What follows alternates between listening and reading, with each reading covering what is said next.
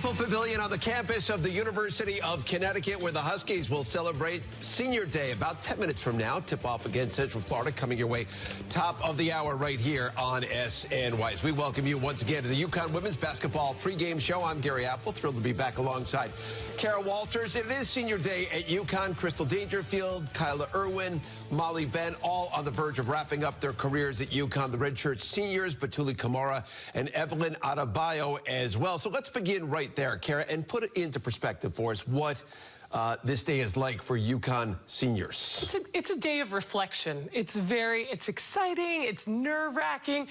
They don't have any slouch of a game today, right? So they need to focus as well. So you have a lot of reflecting. You have a lot of emotions. It depends who you are. Usually teammates will take bets who's going to cry.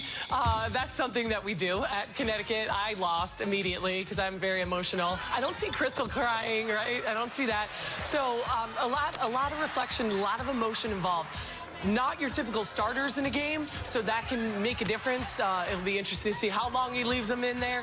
But a lot of great things have happened at this program. Even though this isn't the most decorated class, they have done a lot, and it's still going to be a very emotional day for them. It is amazing, not the most decorated class, but listen, 3 consecutive Final Fours for a player like Crystal Dangerfield. So it has been a really good run at Connecticut, maybe not at the level that it was when Brianna Stewart was there a number of years ago, but on a day like this, do you begin to take stock of, okay, this is the final push here, and I would love to win a national championship before I head out of town? Yeah, I think so, especially Crystal, right? She would like to win a national championship before she hits the road, because sadly, at Connecticut, when you don't leave with the championship, it's bad, right? You look at the record book, not so bad, but that feeling of we want to maintain what the program, the legacy, what has happened. So still a big day for them. Only 4 regular season games to go now for this senior class, and with today's festivities rapidly approaching, Crystal Dangerfield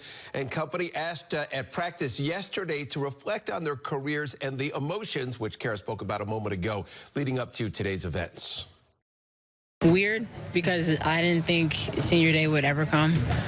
4 years is a long time, but at the same time, it does happen fast. Like, we're already at the end of February. I definitely don't know what I expected coming in as a freshman. I try to keep my mind open and, you know, take my role for whatever it was. And I think my role changed almost every year, but I knew I was a constant energy source for this team. So I definitely took that role and ran with it. But, you know, I love doing that for this team, and I love doing it for all the teams that I've been here for the last 4 years. And it means a lot to say that I stayed all 4 years and pushed myself every single day. You know, when you come here and you come to UConn, you don't come just to be a part of the team and to be like on the cheerleading squad. You want to play.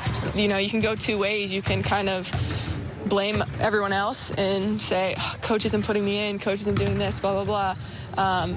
But, you know, I tried the best of my ability to really self-reflect and be like, okay, what am I not doing? And, you know, that can help in a lot of areas of your life, being able to not deflect it off of yourself right away and really look internally at what you're doing and how you can fix it instead of, you know, just waiting and wishing for something to happen. Well, very introspective there by Molly Benn. I think really interesting. She's one of those players, along with Kyla Irwin, who could have gone somewhere else and been a starter. Right? There were 3-star recruits, not 5-star recruits. But they came to Connecticut for a reason. And I think there's something to be said for that in the way these players grow, and then not just from a basketball standpoint, but from a life standpoint. Yeah, for sure. And Gino Auriemma told Molly Benn on a recruiting trip, you should go to Princeton. Right. She's so smart. But that was a choice. And the thing that's so unusual about this team, Gary, is it works. Sometimes you have players that aren't playing and everyone's playing the blame game and pointing fingers and saying this, but not these guys. This group was so encouraging. They were the best bench people, right? So if you're going to do it to the best of your ability. And when you leave UConn, honestly, it's not about the X's and O's and the buckets. It's what you learn along the way about teamwork, dedication, commitment, things that you can carry with you. Like Molly Benn said, Gino set us up for lessons for life, right? So to hang in, just to make it 4 years through Gino, like brutally, mentally challenging you. Now I feel like he set me up for life, that I could handle anything. And they chose to have that experience and to get that out of this and then be the best darn cheerleaders or whatever's needed. There were a few games Kyla Irwin started, so there were times it was needed. It's not an easy role to play, Gary. I'll tell you that right now. And they did a terrific job handling it. And you mentioned Molly Benn in Princeton. She had the chance to, that was something she could have done. But instead she came to UConn, and it certainly certainly has been a tremendous ride for her. Just getting going here on the UConn women's basketball pregame show. Full senior day coverage coming from Stores when we come back in just a moment.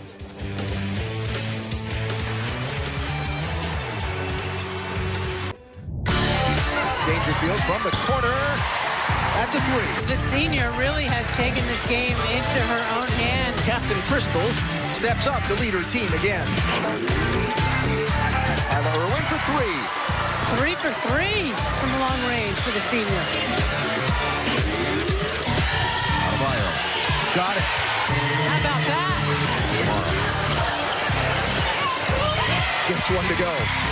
Molly Bent with a steal and a run out. How about the reaction? So the UConn Huskies coming in today at 22-3, 12-0 in the American Conference. They're taking on Central Florida. It is off to Stores right now. Senior day. It's Ellen Bestwick, Meg Como. Guys, take it away.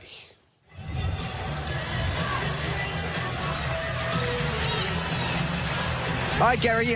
Kara, thank you. So, senior day, always an emotional day. How does this game feel to you for these seniors?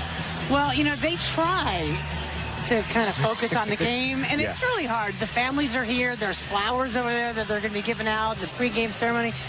But one of the thoughts is, gosh, I can't believe it's my turn, you know, because at your senior year, everything you go through, well, this is our last first practice.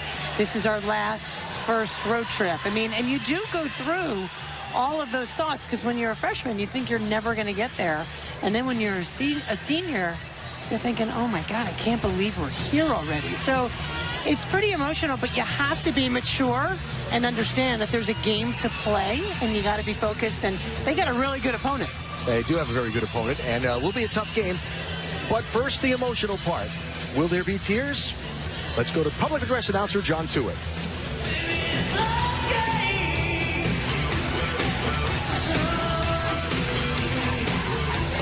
Ladies and gentlemen, we direct your attention to midcourt as the women's basketball program recognizes the accomplishments of its senior members. Our first honorees are the 2019-2020 senior managers. Their tireless drive and willingness to help whenever needed has been instrumental to the team's success. Our first senior manager, Robert Mooney, is unable to attend today's ceremony. Now, escorted by her parents, Michael and Maureen, Shannon Healy.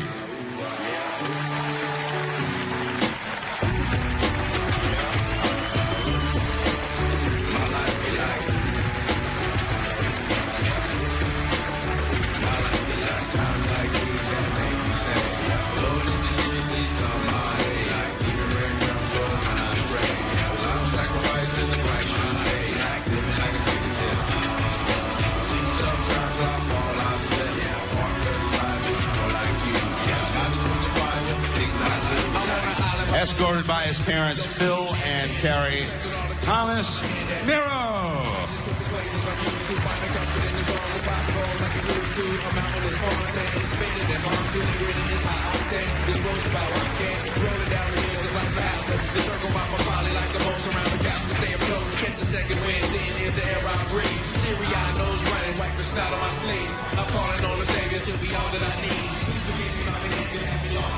And now, our 2020 senior class. These 5 seniors have helped lead UConn to a 129-8 overall record, including 60-0 in conference play, 7 conference championships, and 3 straight NCAA Final Fours.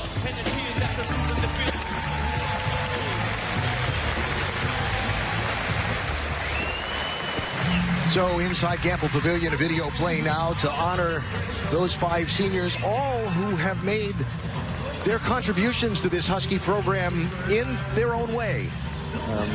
Some had certainly more of a starring role than others, but all with a crucial role to play in this team, and this team playing a crucial role in their development as a person and an adult going forward into life. Evelyn Adebayo saying just the other day that she wouldn't have traded her 1 year here at UConn for anything, even though she's not had a lot of time on the floor. Well, it's interesting because Gino does a lot of talking about kids today and his frustrations, and she's a classic example of a great kid who came here, and as you said, only played 1 year and didn't get a lot of significant time on the court. However, she really gets what this program is about, and she got the most out of it. And that's going to make Gino so proud that this kid, without playing, took so much out of this program, and that's really the most important thing. The grinders, Molly Bent, Kyla Irwin, every day grinding away to get better, to support their teammates, to make them better, contributing such a valuable role in making this team what it is. You know, you don't have to play 40 minutes a game to have an impact, and Kyla and Molly have meant so much to this team. And another one of my favorites, Batuli Kamara, you see her teared up, but she's another kid who really understands what it means to play for this program. This kid who's battled injury her entire career after transferring from Kentucky. She got more out of this program than so many because of what she put into it with her heart and soul. Let's go back to John Stewart. Our first senior has played in 15 games as a Husky in her 4-year collegiate career. She's notched 787 career points and 570 career rebounds while posting 19 career double-doubles. Escorted by her mother, Susan, brother Nelson, and Uncle Frank. From London, England, number 14, Evelyn Adebayo.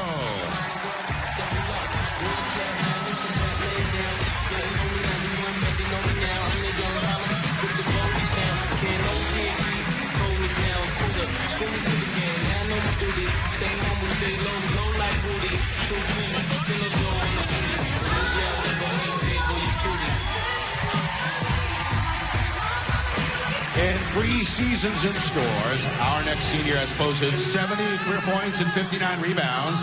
She has become an advocate for young women in sports, traveling internationally and using her platform to spread basketball. Escorted by her mother, Fanta, and mentor, Chine, from New York, New York. Number 32, Batuli Kamara.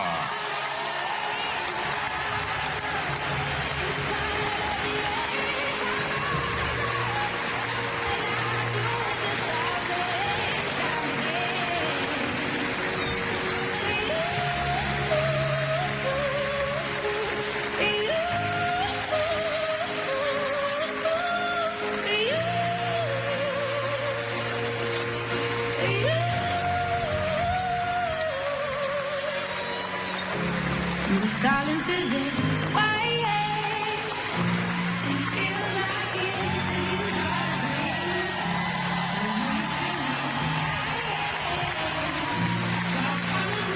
Our next senior has played in 109 games with 2 starts in her UConn career. She has totaled 155 points, 113 rebounds, 98 assists, including 24 career three-pointers. A standout in the classroom. She has posted a 4.0 grade point average in 6 semesters while at UConn. Escorted by mother Kathy, father George, and sister Sarah from Centerville, Massachusetts. Number 10, Molly Bent.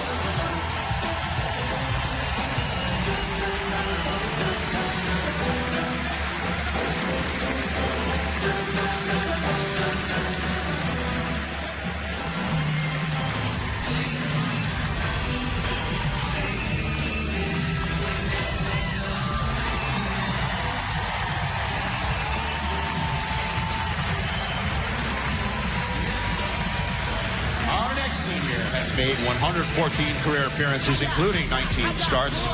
She saved her best for her senior year, earning 17 starts, posting 3.1 points and 2.7 rebounds per game.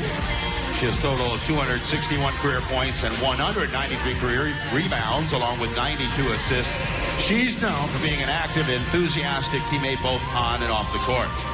Escorted by her mother, Bethany, and father, Robert, from State College, Pennsylvania, number 25, Kyla Irwin.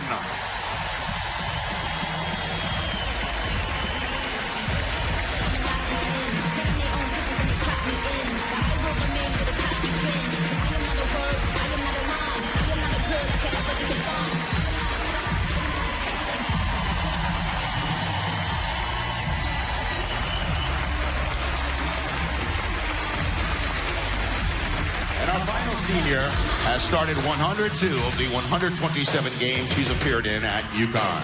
She currently ranks 35th in UConn history with 1,380 points and is 6th in the Husky record books with 574 assists. Last season, she posted the most assists by a UConn junior with 225. She is a two-time all-conference selection, two-time all-conference tournament selection, and was named to the 2019 NCAA Regional All-Tournament team.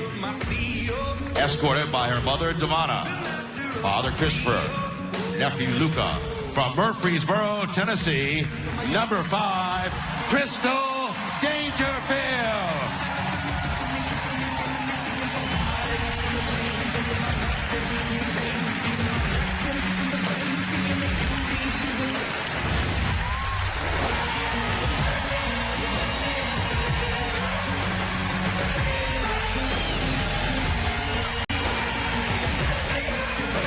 Seniors, we thank you so much for your contributions to UConn basketball.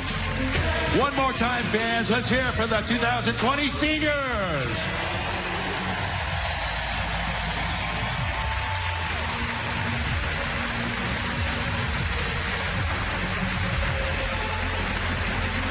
Very nice Senior Day celebration, those 5, for all of their contributions to this UConn women's basketball program.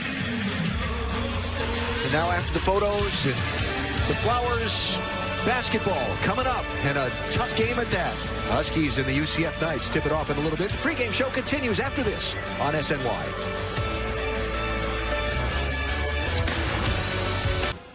UConn senior point guard Crystal Dangerfield has certainly left her mark on the UConn record books. As we get a look, all-time assist numbers, she's quietly climbed into 6th place overall. Sue Bird very much in her sights at the moment, just 11 dimes away. Gino Auriemma weighing in on her collegiate career at practice yesterday. Here's the Hall of Famer. Now I'm being in a situation where she's really got a lead, and she's got a lot on her shoulders. So it's been a lot during those 4 years, and I think she's handled it great.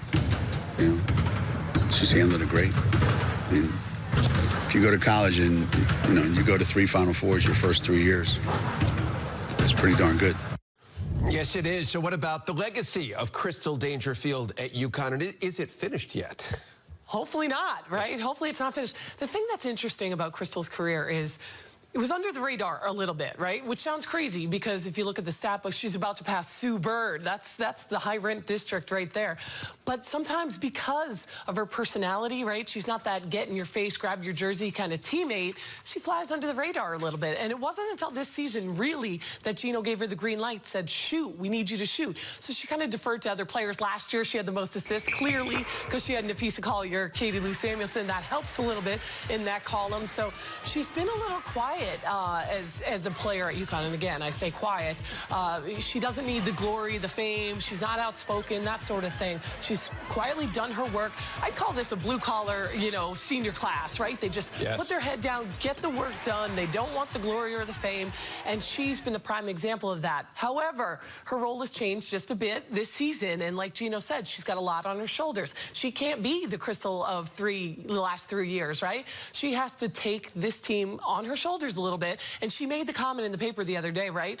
who else is going to do it? You know, who else? So I've got to step up. And she realizes that, and she's okay taking that pressure. It's just a different way of doing things because she's not that get-in-your-face kind of personality. It is amazing. She's known as this past first point guard over the course of her career. But this season, as you mentioned, a different story, coming in averaging about 15 a game, which is second most on the team. And as Gino said right there, she's been to 3 consecutive Final Fours. I know the standard at UConn is win the national championship every single season, and that's what your legacy is built upon. But when you go to 3 Final Fours in a row and a chance to do it again this year, you've had an incredible big-time collegiate career. Yes, and again, it's all in perspective, right, for Connecticut basketball. But she has had a phenomenal career. First recruit from Tennessee, right, and she stepped up, and he trusts her, and he knows what he's going to get out of her every day, and that is a huge part of their success the last 3 years. We'll see how it finishes. So Crystal and the rest of the seniors honored just a few moments ago during Senior Day ceremonies that look to cap off the day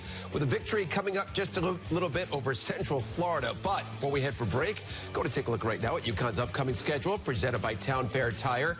After today's game, the Huskies go to hit the road, a pair against Cincinnati and Houston, and then they close out the regular season in Hartford against South Florida. The American Athletic Conference tournament tipping off soon after on March the 6th. And we'll look ahead to today's game when we come back in a moment.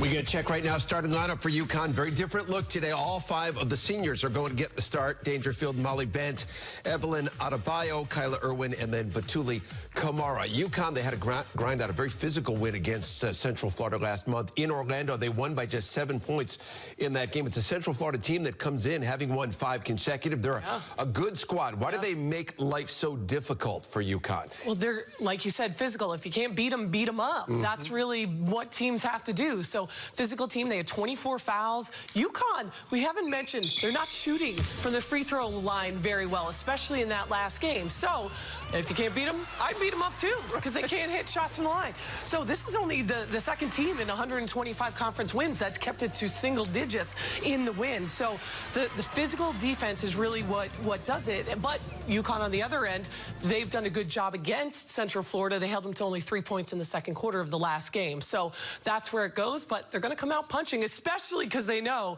the 5 on the floor are used to playing together. Listen, you've got to win on Senior Day. I think you have to win in your building on Senior Day. You mentioned the conference and all the wins in the conference. A win today, and they clinched their 7th consecutive regular season American crown. They will have never lost a regular season game in the American Conference. Next year, they're heading back to the Big East. So from that standpoint, what do you make of that? Well, we want to keep our record too. They haven't lost since we've been in the air. So that's really important stuff. It's big. You know, I've told you before, it's chapters at UConn. They say, let's win the regular season, let's win the tournament, let's win. So they break it down, and it's really important to them. This is a huge goal. It's not about the big picture. It's the little things. You want to win your conference. That's really the most important thing, and move on from there. So there is a little pressure. They want to get it done. They'll win it outright, but they also want to stay undefeated. So the rest of the season as well is also a really important part of this. But winning your conference is what you set out to do in the beginning of the year. Another one of those, we look at those numbers, just how staggering they are. The fact that they've never lost a game in the American Conference, we sort of take it for granted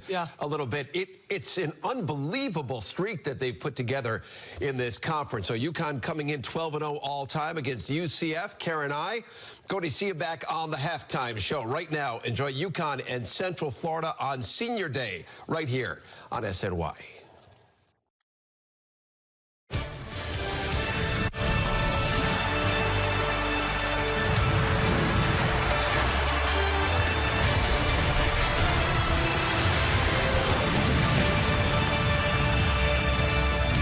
It's the final regular season game at Gamble Pavilion for the UConn women's basketball team, so it's Senior Day. And against a tough opponent, too, the UCF Knights are in town.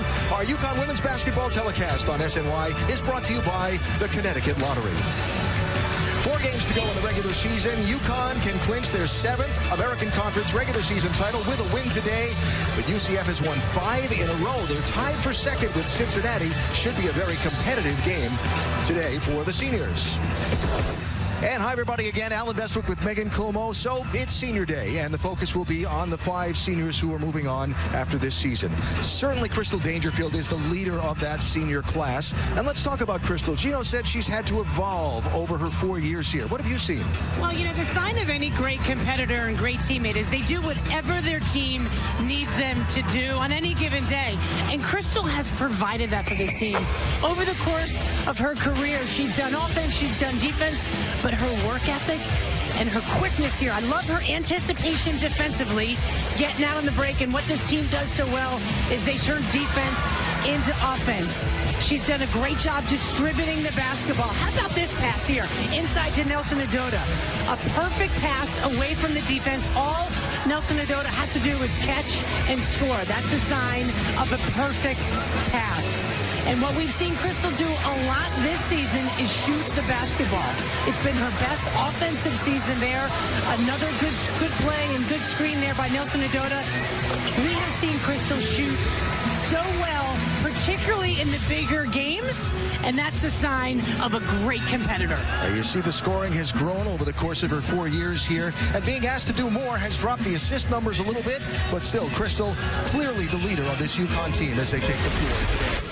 Well, whether it be Crystal or Molly Bent or Kyla Irwin, Evelyn Adebayo or Batuli Kamara, when one of them drains a bucket today, Gamble's going to rock. It's UConn and UCF on Senior Day. Tip-off is next on SNY.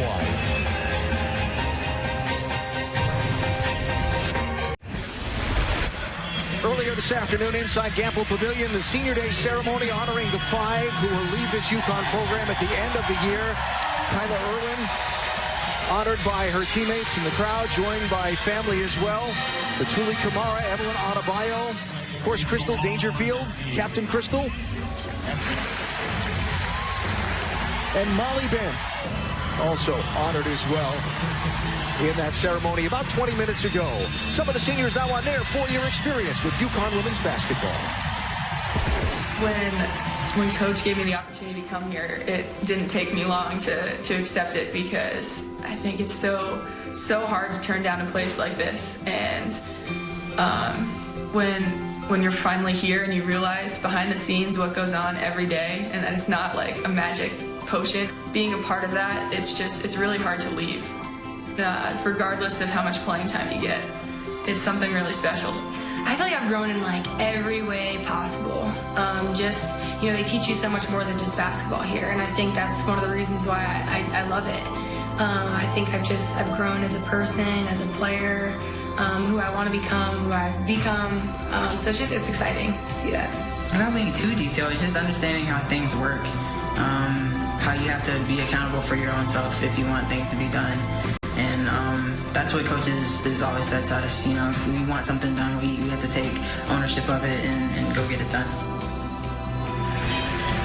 And our starting lineups presented by Subaru, as is tradition. The 5 seniors starting for the Huskies on the right, and the same starting 5 that has gone through most of this 5-game win streak for UCF on the left. Knights in the road black with gold trim. Huskies in the white home uniforms at Gamble with the national flag blue numbers and insignia. It is 1 versus tied for second in the American Conference. UConn can clinch the conference championship outright with a win today, and we're underway in Gamble. KK Wright handling the ball for UCF. She has been on fire lately for the Knights. Not that that's anything new. Yeah, particularly in the last 10 games. But this UCF team is getting it at the right time of the season. Although a walk there from the junior Gale. And, you know, one thing that head coach Abrahamson, or we'll call it Coach Abe, right? Yeah. Abrahamson Henderson. Yeah, she told us before the game, she said, you know, we have so many new kids, they've never been to Gamble. So she was a little concerned about that. See if this starting 5 group for the Huskies can generate some offense and create some doubt. Adebayo inside. Nice feed to Kamara. Too strong. Really good box out by the Knights. UCF team does not score a ton of points, but their defense is everything. Fight for the rebound. Adebayo comes away with it. Good hustle by Adebayo. Huskies will look to push the tempo a lot today. Kyla Irwin. Kamara with the rebound. to Irwin. And it goes.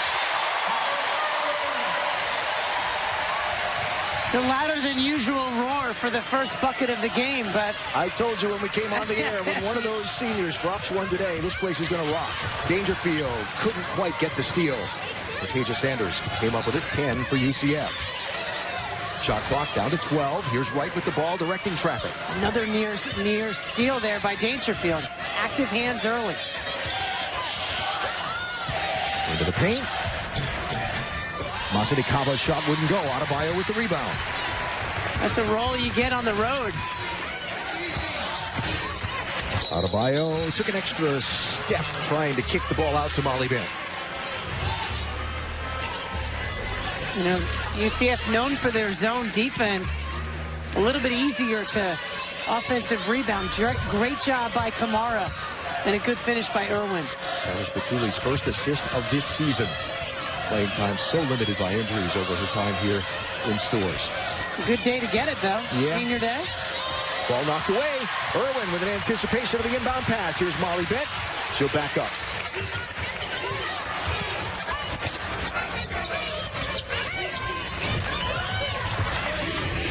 For a team that struggled with their offensive flow this year, really good movement. From this 5, yeah. Dangerfield from way outside. No, she thought she had it.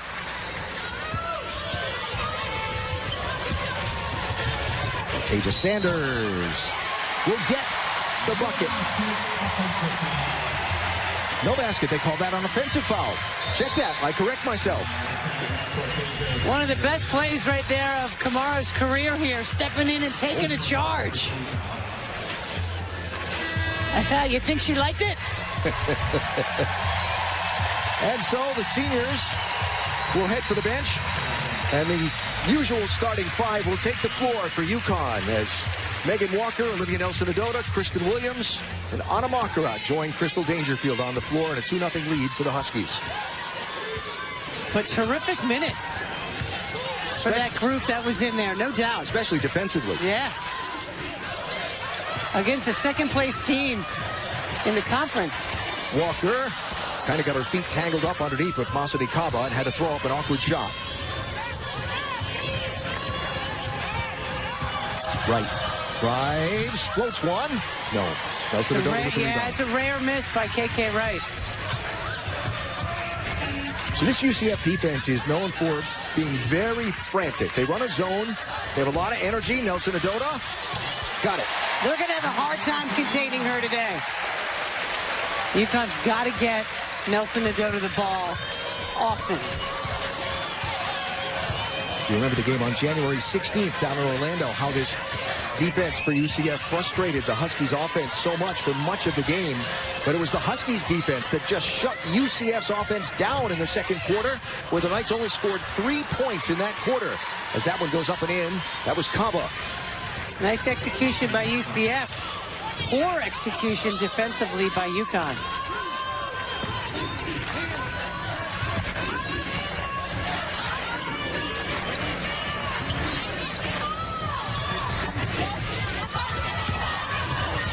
Monserrat aggressively defended. Finds a way to get the ball out. Now we're at 8 to shoot. Bad pass. Intercepted. Here's KK Wright on the run. She'll stop. She'll drop. And Monserrat will draw the foul as she reached in over the top of Diamond Battles.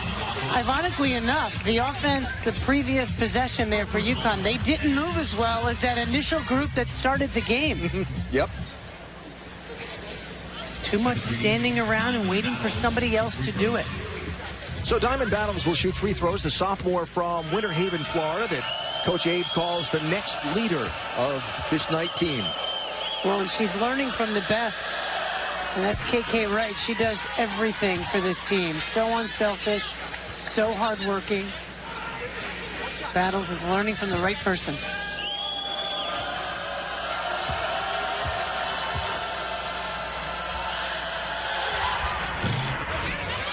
One of two.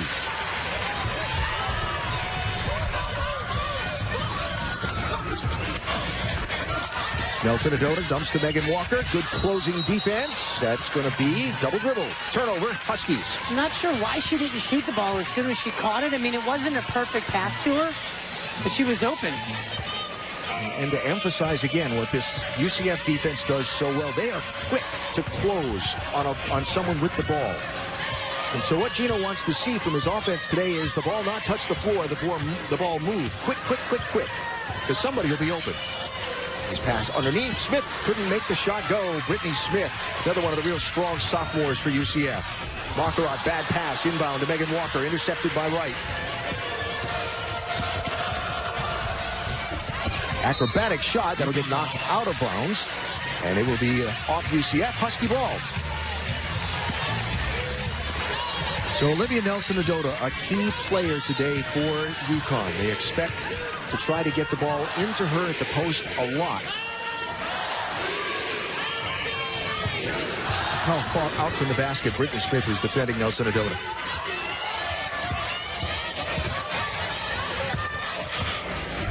Walker, shot altered by Smith.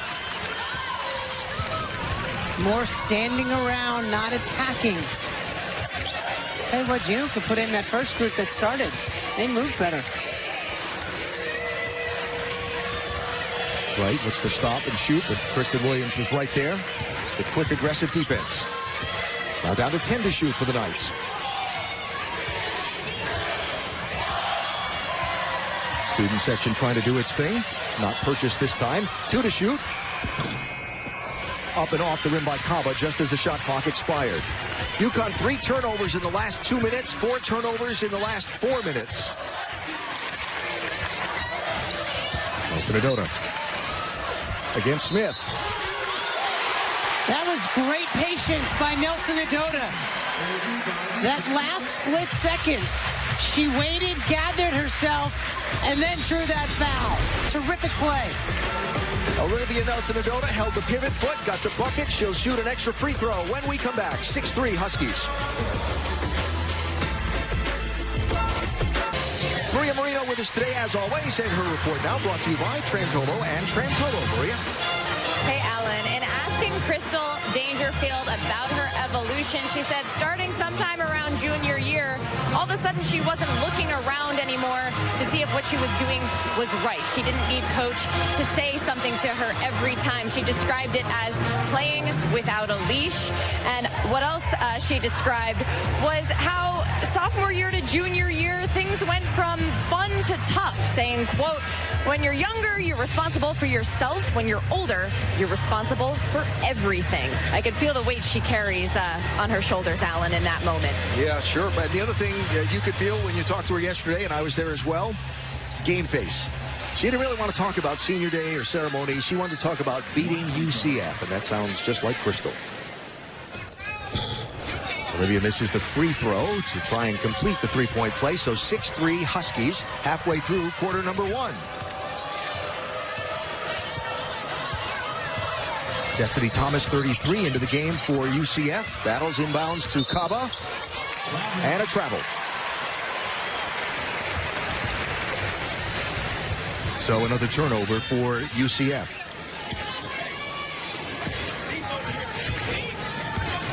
4 now for the Knights in this opening 6.5 minutes of football. Yeah, both teams not lighting it up. Each has 4 turnovers. So let's see if after a little visit with Gino on the timeout, the Husky offense can get some movement going and accomplish what they want to accomplish.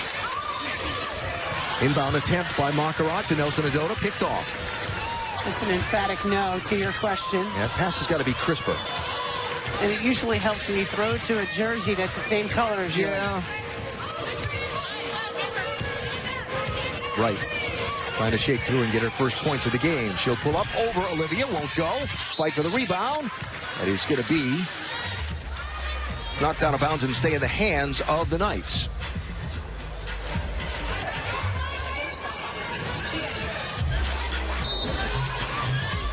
Fresh 20-second shot clock for UCF. So Diamond Battles handles the ball. Got a double screen set up. Megan forces Battles wide of that screen, so they'll go with plan B. Hava outside to right, 3 to shoot. Aggressively closed on by Crystal Dangerfield. And a shot clock violation for the Knights. Really good team defense. We saw it from the top of that play. There at the top of the screen, the double screen. Really nice job communicating. Walker switched, and everyone stayed with a UCF Knight player. It was very well defended. Inbound, Olivia through 2 players and a bucket. Olivia could have 50 today if they would just not turn the ball over. That's 6. Difference between that pass and the one before, it went in with force. That's going to be a travel. Siani Martin into the ball game, the 5th-year senior for UCF, wearing number 0. There, a perfect pass, that time from Walker. Out to the outstretched hands of Nelson Adota, away from the defense. They should do it every time until UCF proves they can take it away. Well, that prior pass from Markarov was a one-handed push pass. That's not going to work. UCF's too quick. Look how quick they closed there. Markarov shot off the mark. Megan Walker crashing the offensive boards. Can't get the put back. Here come the Knights running, but it's a 1-on-5. And Siani Martin will slow down. KK Wright very slow to get up. In fact, just barely on her feet at the UCF end of the court. An obvious concern for the senior. You don't want to see anybody get hurt, but that's the last person. She's the heart and soul of this team and such a great player.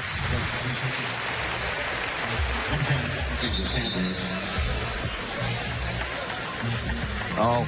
Her left ankle turned. Megan Walker's foot kind of came back as she was off balance and caught the ankle there of KK Wright. So Wright on the bench. But we don't know if she had a previous injury. Did that aggravate it? Janaea Walker, 24, in her place for the Knights. 5-point UConn lead. Both teams really struggling with offense early on. Shot off the mark, but a foul will be called.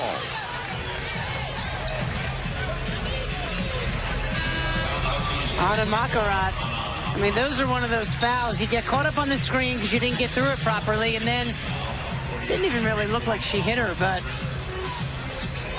those are those senseless fouls that'll get you on the bench, which is where she is now. So KK Wright still sitting with the medical staff of the Knights. And the free throw is missed.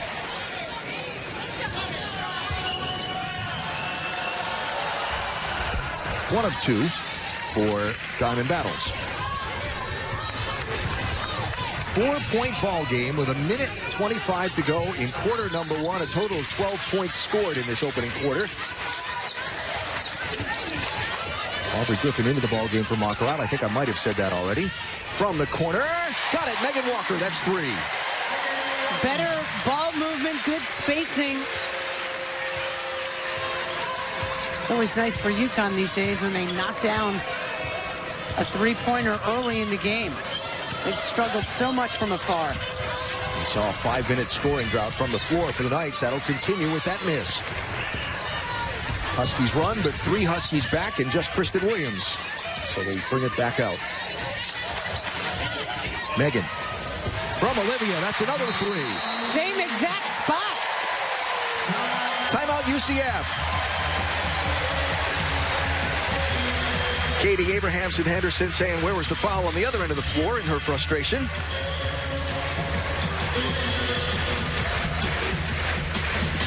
So this is what Gino talked about. You get the ball in to Liv, and if they close on her, there's somebody open outside. And it's been Megan Walker on the last 2 possessions for UConn. Yeah, you know, this team plays so much better when they knock down shots early. The confidence just flows. You see KK Wright trying to put pressure on that left ankle. You know, you hate to see this. I saw her face as she was sitting there. You know, kids know sometimes just by the way it feels. Yeah. And she looks to be in a lot of pain. Very unfortunate for Be a team leader in scoring, in steals, in assists. She's on the bench right now for the Knights. 30 seconds to go, quarter number 1. Huskies by 10. Pull-up shot, won't go for Siani Martin. Nelson Adota with the rebound. Nice box out by Nelson Adota. So shot clock off, Dangerfield will slow it down, and UConn will set up for a last shot try.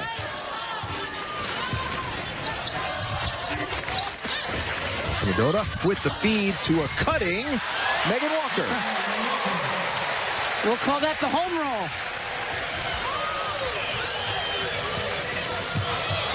Long heave, way off the mark by Battles, as Martin could not get her the ball.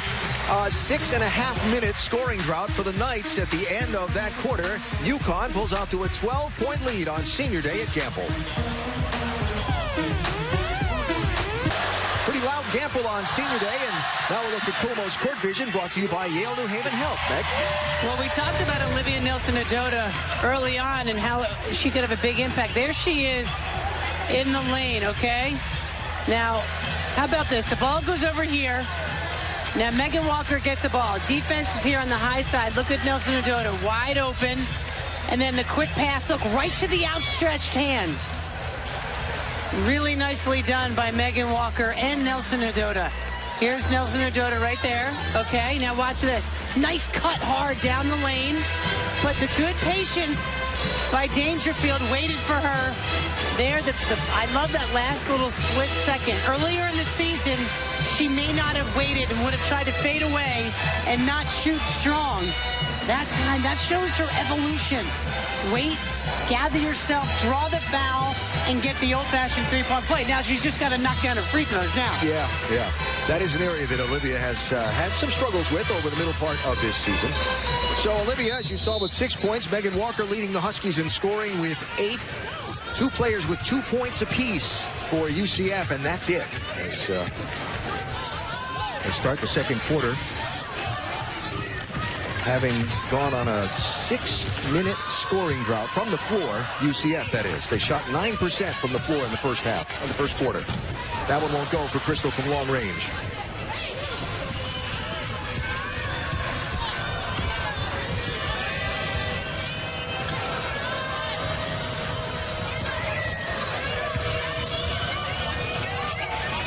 Inside Smith. Good go. Rebound, offensive rebound. Kaba blocked by Megan Walker. Ball on the floor. Good hustle by UCF. That was Diamond Battles on the floor 3, who comes all the way back out to reset the play. 10 to shoot. UCF has gotten some pretty good shots. They just can't get them to drop. They've gotten open shots down in the lane. Yeah. Ball knocked out of bounds by Crystal. It'll be Knight ball with 8 seconds to shoot. That's it, right? It's not that they've been bombing away at threes and low percentage shots. They're getting shots. If they go in, it's a different ball game. Smith over Nelson Adota. No, too strong. Contested shot, though.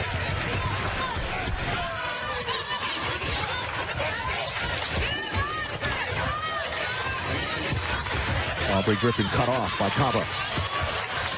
She'll find Nelson Adota. Yeah, UConn's got to get someone to that high post, wide open. Middle of the lane is open. Now 5 to shoot. Megan Walker, pass was behind her. And knocked away from Nelson Adota. That's time violation, UConn.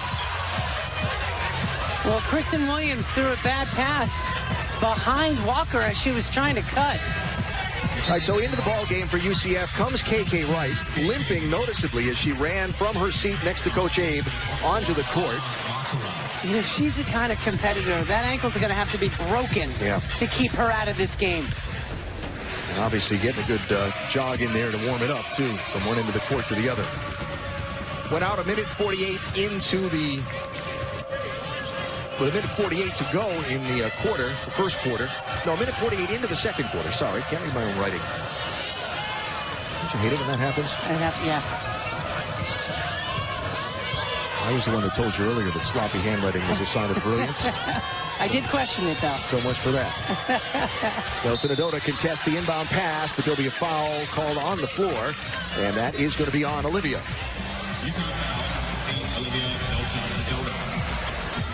You see, you know, Yeah, she caught her with the hand, pulling with her left arm. That was really good execution by UCF, though. That bounce pass in the lane, reminiscent of that Oregon game. Megan Walker anticipates and intercepts the floating inbound pass. Kristen Williams, too long. Nelson Adota with the rebound in the crowd. Going to be knocked out of bounds off of Olivia's leg as she looks at the official and says, how about the foul? Well, a couple things. I thought she had an over-the-back foul that they could have called against her. They didn't, and I did think she got fouled as the ball got knocked out of bounds, but yeah, I'd rather the refs let stuff go. Yep. They held the inbound pass because Crystal Dangerfield was bent over with her hands on her knees, and Mark Resch, the official, went to check on her. KK Wright gets on the board. Look at that, even that with half an ankle, knocking down shots.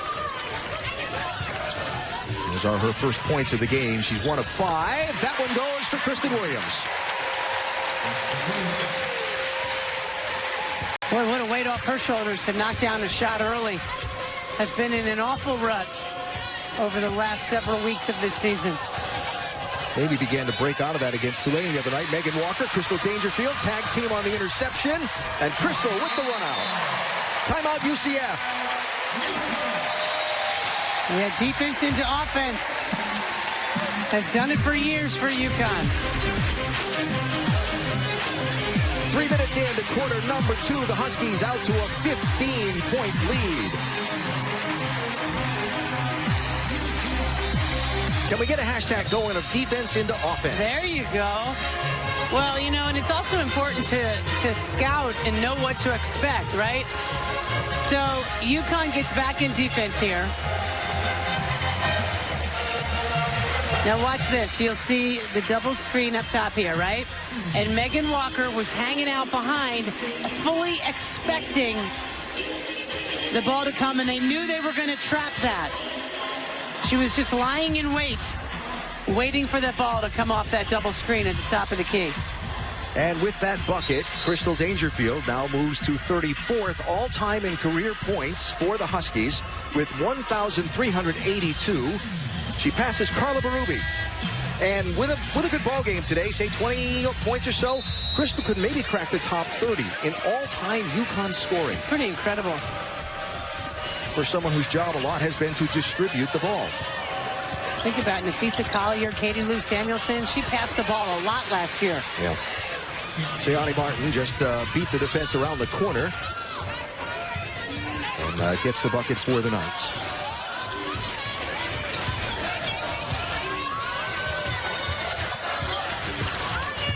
Talk about the Knights still being in single-digit scoring here as we approach the halfway point of the second quarter.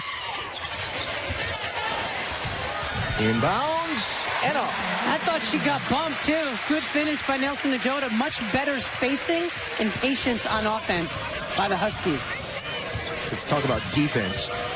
Single digits for Tulane in the last 3 quarters of the game the other night. Now single digits for UCF through the first quarter of this one tonight. Martin, too strong. Back iron. Makarov back into the game with the rebound.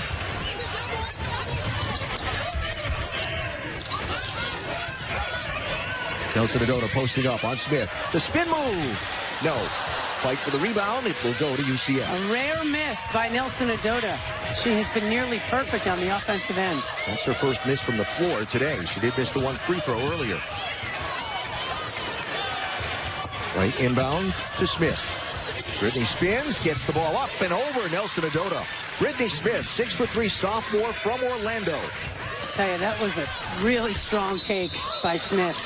Offensive foul called on the Huskies. That'll be on Nelson Adota as Masani Cabo wound up on the floor under the bucket. You know, the hard part is it's so physical in that lane. And when you're trying to post up, they're bumping you and hitting you. And, you know, that time, I think there was a little bit of acting. But, you know, Nelson Adota's right arm did come across her face and she fell. The ref has to call that. Yeah. Regardless of how much contact there actually was. They have their visual cues that will set off those calls or cause them not to call. So that's 2 fouls on Olivia. Here's Kaba over the top of Nelson Adota. Shot short. Megan Walker with the rebound. Kristen Williams, no hesitation on that one. Little short front iron. KK Wright feeds a charge into the lane. Makarat got the ball. That's a tied-up ball. Who was that? Sanders that went strong to the rim, but Makarat with a hand squarely on top of the ball. Yeah, smart play by Makarat to step in and help and just go straight up. Got her left hand on the ball to create the jump ball alternating possession to UCF. Olivia Nelson Adota goes to the bench. Aubrey Griffin in, shot off the mark. Megan Walker with a great box out for the defensive rebound.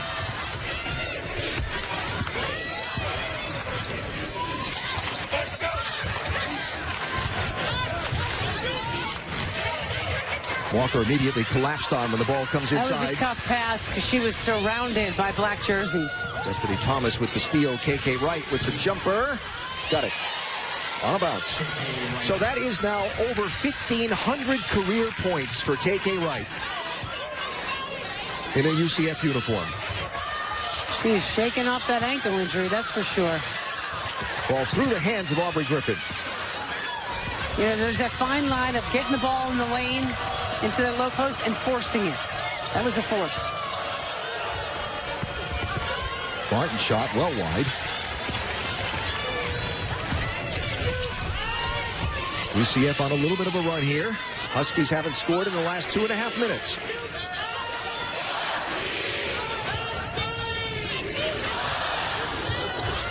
Oh, see, that was a late pass. Good feed to Megan Walker, and she'll draw the foul with an aggressive take to the rim. That was a terrific cut from Aubrey Griffin to the wide open middle of that lane. Williams got it to her, was just a little late. See, why'd you dribble the ball there? Number 13, Kristen Williams on that wing. That one dribble wasted time. And a big point of emphasis from Gino is how quickly the Knight defenders close on you. You don't have time. Make a quick pass. Keep the ball moving. No dribbles. So Megan Walker shoots. Kyla Irwin into the ball game. Anna Makarat will take a rest with 3:44 to go in this second quarter.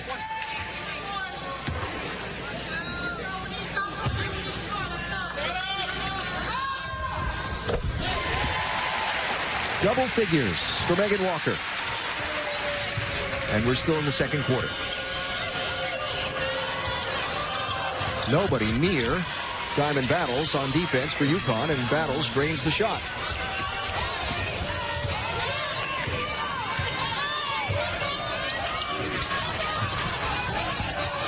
Irwin takes the feed. Finds the open player. Kristen Williams blocked. What a play by Kaba. But again, how quickly they close. Smith up over Irwin, but Irwin gets the rebound on the miss. Home run attempt to Kristen Williams. Yeah, just some poor decisions by UConn at times today. Sanders hits the bottom of the rim. Kaba gets the miss. Feed it back outside to Wright and reset. You can see KK Wright not running so fluidly on that injured ankle, but not affecting her jumper. It was a while before KK got on the board in this one, but she's now the leading scorer for the Knights with 6 points.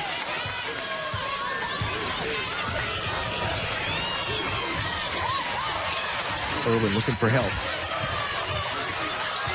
Finds a cutting Crystal Dangerfield, who finds Megan Walker. Shot off the far side of the iron. That was pretty good offense. Out of bounds, off UCF. UConn ball, 2:15 to go. Let's check in with Maria. So I caught up with Kyla Irwin, and she was telling me her favorite UConn memories are of spending time with her teammates.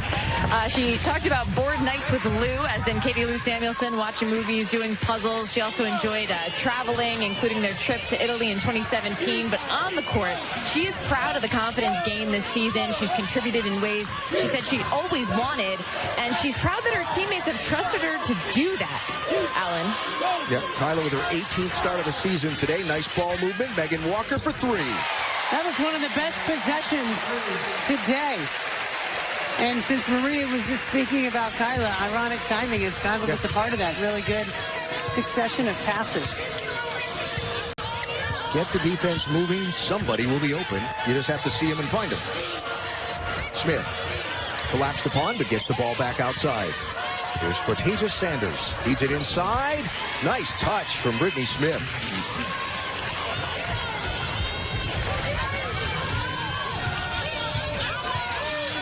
Coach suggesting to Aubrey that she go help on that on the way up the court. Irwin for three. Nope. Smith on the rebound. Short, yeah. Megan Walker with a chance at the steal, but Smith saw it just in time. Wright feeds inside to Kaba. That'll go out of bounds. And it'll be a turnover to the Huskies. Minute away from halftime. Gary Apple and Carol Walters will have all the first half highlights and analysis, plus Crystal Dangerfield. We'll talk about her UConn career on the UConn Women's Basketball Halftime Show presented by Ford.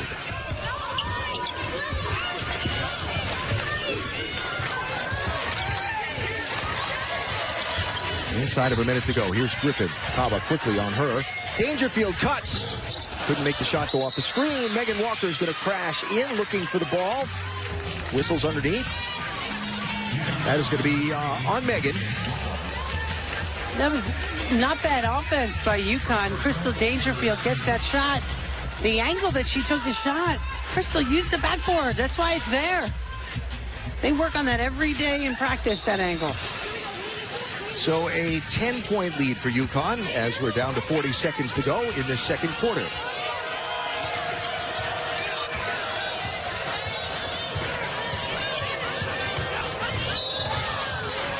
Call a foul on the floor on Kristen Williams. You know, and Gina was yelling to Kristen, come on, get up, guard the ball. Get in there. And then she gets called for a foul right in front of them.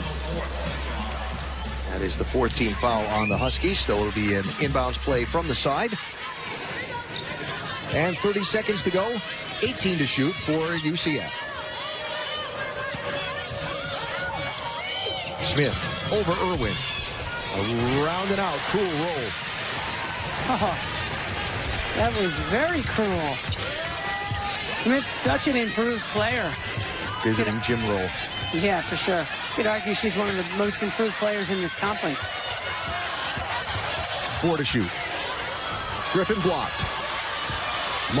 Kaba will rip the ball away, and that will be that for the first half. It'll be a 10-point Husky lead, 28-18 at the end of 2.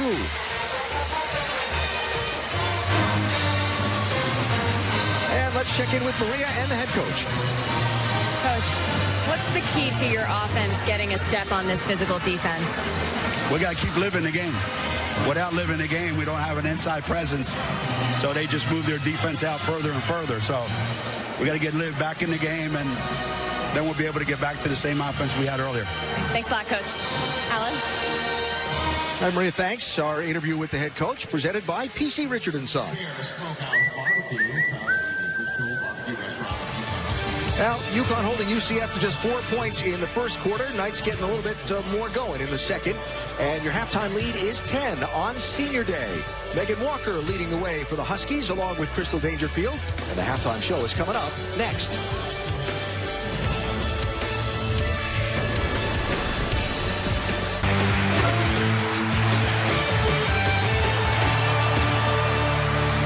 It is the UConn Women's Halftime Report. It's brought to you by our local Ford stores. I'm Gary Apple, back alongside Carol Walters inside Studio 31 here in New York City. We heard the Hall of Fame head coach Gino Auriemma a moment ago. They need to keep Olivia Nelson Adota on the basketball courts. Yes, post players, I like when they work through the post. And you could tell, Gary, they made a concerted effort to get the ball in there early and often because it opens things up. Like Gino said, they can extend the defense out to Megan and Kristen when Olivia Olivia's not in there. She got those 2 fouls, only played 13 minutes, but boy, were they efficient. Getting work done, she was patient when she got the ball in the post, and when they did collapse, she was able to kick the ball out. But I like how strong she was, Gary, right? She looked like she was on a mission. Like Gino said, get her the ball as often as you can, and you could tell she just had a confidence about her, and she was strong to the basket. And if you work through the post, it opened things up for Megan Walker from the outside. So not only did Olivia have points, she had assists to go along with that. Very productive minutes for Olivia. It is amazing the way you light up when you talk about post players. I mean, it's like, oh, post player, yeah. I'm old school. Get her the basketball. I know you love that. Fort Halftime Report just getting going here. And when we come back, going to take a look ahead to the second half. Plus, Crystal Dangerfield looks back on her career at UConn. It's senior day, and the Huskies lead up by 10 at the half. We're back in a moment. It is time now for a look at first half stats presented by your local Ford stores. UConn shot 41% in that first half. They held Central Florida to 28% shooting, and Central Florida didn't make a shot from beyond the arc. 0 for 3 from downtown in that first half as UConn leads it 28-18 at the break as they look to go to 23-3 on the season. When we come back, I want to take a look ahead to the second half, plus going to hear from Crystal Dangerfield on senior day. We're back in a moment. Time now for a look at first half category leaders presented by your local Ford stores. And it's Megan Walker leads everybody in the game. She's got 13 points. She's made 3 from beyond the arc. Olivia Nelson-Adota in search of her second consecutive double-double. Now, we sat down with senior point guard Crystal Dangerfield leading up to senior day, and we asked her to reflect on her career at UConn. Take a listen. It's something you really can't even put into words. The other seniors, we talk about, like, we're at our last year. We're trying to make the most of it. But the 3 years before all this, long, but they've taught me a lot, and I've grown up since then. I'm thinking back to my freshman year, I wouldn't be doing and acting the way I am now, so I'm grateful for what I've been through up here. It's been a constant maturation process for Crystal Dangerfield. In that first half, UConn held Central Florida, again, as I mentioned a moment ago, to under 30% shooting. What's impressed you about the defense? Well, 4 in the first quarter, 14 in the second. So a little too many in the second quarter for UConn. However, the defense early on was fantastic. And what I liked is they're handling the screens well, right? They're trapping, they're communicating. So very active on the defensive end. Their defense leading to offense. So good things, but they need to play like they did in the first quarter here in the beginning of the second half. UConn looking to wrap up the American Conference regular season title with a win today. We'll see you on the post-game show. Enjoy the second half in a moment.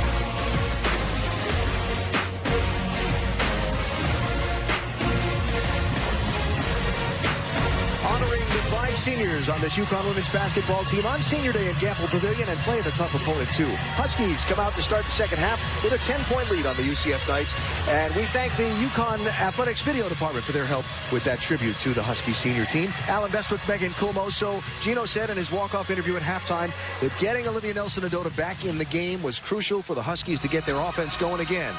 I guess so, when you look at the numbers. Yeah, I mean, she's played exceptionally well. She's done the bulk of the scoring for this UConn team, and yet we have this repeat conversation of how difficult it has been to get his team in the flow offensively. I mean, look at those statistics. That's remarkable. Yeah. With Olivia out, UConn's entire offensive output in the second half of that second quarter were 2 free throws and 1 3-pointer by Megan Walker. Now, in the USF game last Sunday, Olivia picked up her 3rd foul very early in the 3rd quarter. Played the rest of the game without getting another one. And had a great game. Olivia to Megan Walker, streaking to the rim.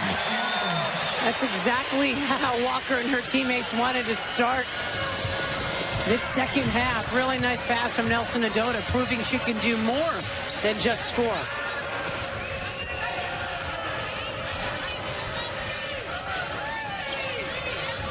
Smith way outside the three-point line. Battles. Too strong. Ball falls right into the hands of Nelson Adota.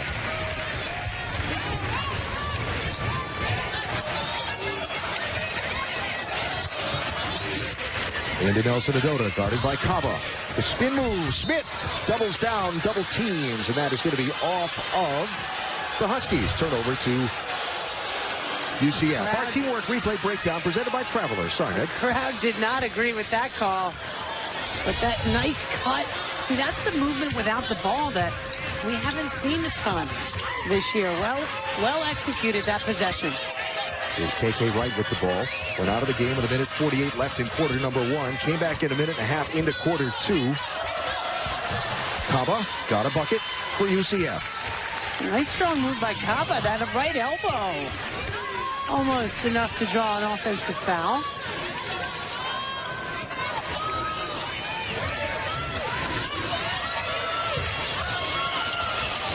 Olivia looks outside. On a Makarat. Gets on the board. And timeout quickly called by UCF. Well, Gino said, got to get Olivia back in the game to get our offense going. Strong start to quarter 3 with Olivia back in there. That last offensive possession for the Huskies. Good UConn offense, resulting in a tray for Anna Makarat. Well, and everything is spacing, right? I mean, you see that defense set up. They're in that zone. It looks like there's only 4 players, right? Where's Anna Makarat? Well, you got to make yourself available. The ball, here she finally is. Coming out from that corner, creating that line of sight for Olivia Nelson Adota to kick the ball out. Now, again, not a perfect offensive sequence, but good enough and a nice open shot that was really important for Makarat to knock down. She hasn't done much offensively. And their first points of the day, you saw the 12 assists on 13 made field goals for the Huskies today. And so UConn's lead back up to 13. Their largest lead of the ball game was 15 earlier. KK Wright 0 for 4 in the first quarter, 3 for 4 after coming back in the second. There's Kaba around Nelson Adota, got it. Strong move for Masade Kaba, the junior from Dorchester, Mass. And they should get the ball to Kaba down low. The last thing UConn and Nelson Adota wants is a third foul. Bad pass, Makarat. Tried to get it into Nelson Adota, but Smith was there to cut it off. Wright pulls up, drains the shot. Man, she is so good with that pull-up jumper, even on a bad ankle. Over 1,500 career points today for KK Wright. Yeah, you got to call that foul. Brittany Smith hanging all over Olivia Nelson Adota inside as they try to fire the pass in.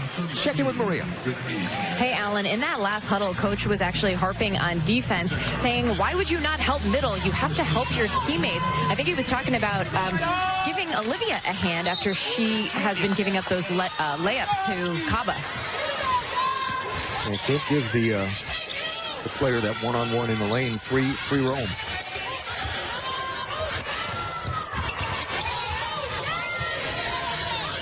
Floater into Olivia, just a little too tall, even for Olivia. And a turnover by the Huskies. Yeah, Crystal Dangerfield is smarter than that. I mean, that's an impossible play to try to complete. In the game back in January down in Orlando, KK Wright had a slow start, wound up with 18 points for the Knights. That one off the mark, short. See if she tries to take this game over offensively for the Knights. Dangerfield way outside. Got it to go. Boy, she has extended her range this season, no doubt. That wasn't just way downtown. That was from the next zip code.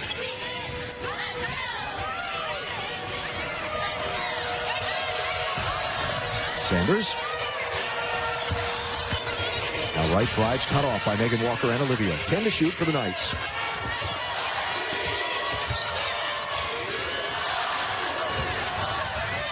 Good screen by Kaba to free up KK Wright. UConn has their hands full You got to make someone else score other than KK Wright. Still a 10-point lead for the Huskies. Knights have made 4 of their last 5. Long pass to Makarot for 3 from the corner. When she gets into a groove, man, that is a beautiful shot. 2 of 3 from outside now for Anna, both coming in these last few minutes of game action. Inbound to Smith, defended by Nelson Adota. Shot way off the mark. Makarot with the rebound. It defended pretty well by Nelson Adota. And with a strong post-up, Nelson Adota will draw the foul on Brittany Smith. Now check this out. Look how far back she is from the three-point line. That's incredible. And then way over in the corner, wide open. But then with a defender running in the face. Nice job by Makarot. And they will call a foul on the floor as Megan Walker made a quick step toward the basket. That'll be on Diamond Battles for UCF. The other thing that made that thing work for Makarot, no hesitation. Yeah, shoot the ball. Don't think about it. And we haven't always seen that to be the case with her this year. The confidence has struggled at times. Megan Walker will run into traffic. And a foul will be on Megan. That will be Janaea Walker who draws the foul for the Knights. I mean, clearly she walked, she charged, she did a couple things in there. Very well defended. You got to know what's ahead of you when you dive in there. Blocked by Nelson Adota. Kaba will get the errant ball and put it up and in. Kaba at the right place at the right time, not giving up on the play.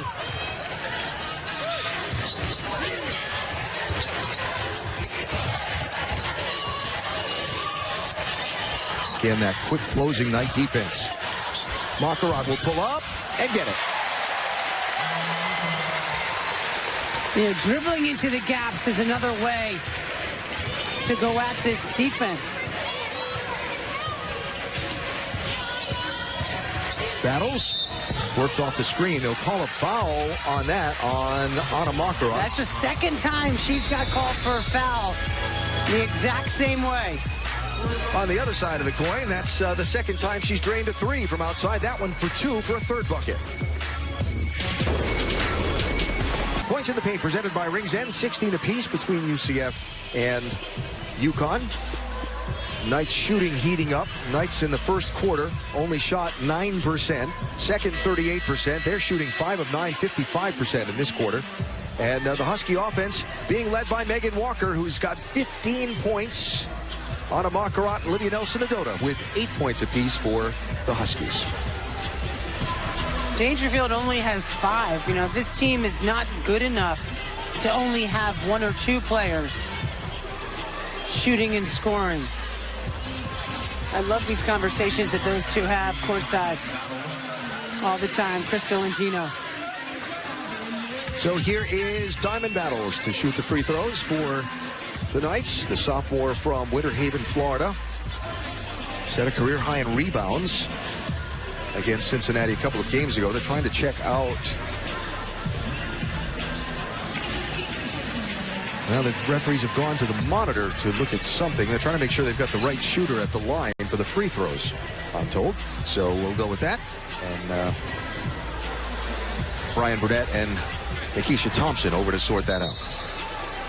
The other official, Mark Resch, was actually just explaining it to Kristen Williams and Megan Walker. And Kristen Williams is like, oh, okay, I get it.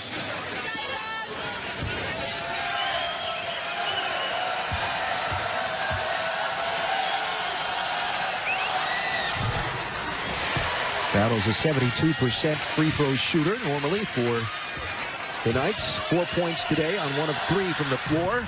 And now 2 of 6 from the line. Got to take those when you get them in a game like this. The rebounding pretty even across the board, but Huskies lead in the important department on the scoreboard right now by 13.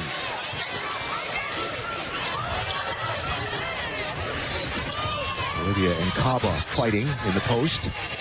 Megan Walker with 7 to shoot. Off the mark. Didn't go in, but that was the right flash. She was wide open in the middle of the lane. Here's KK Wright looking for someplace to go. Kristen Williams with good defense on her to shut it down. Kaba on the nice feed.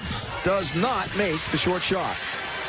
Martin made a really nice feed to find an open Kaba, but the shot didn't go. Makarat from way outside.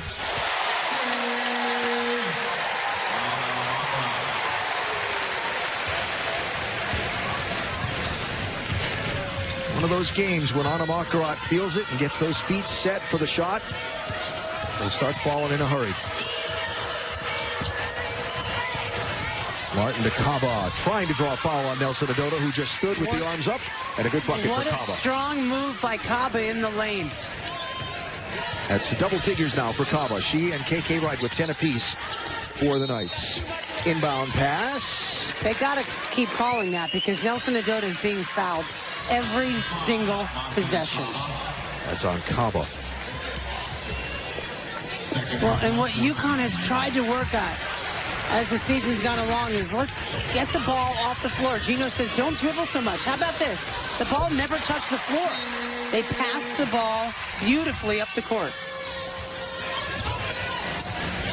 Megan Walker, catch and release. And 3. Looks like this team is getting into a little bit of a groove offensively. 17-point lead for the Huskies, biggest of the ball game.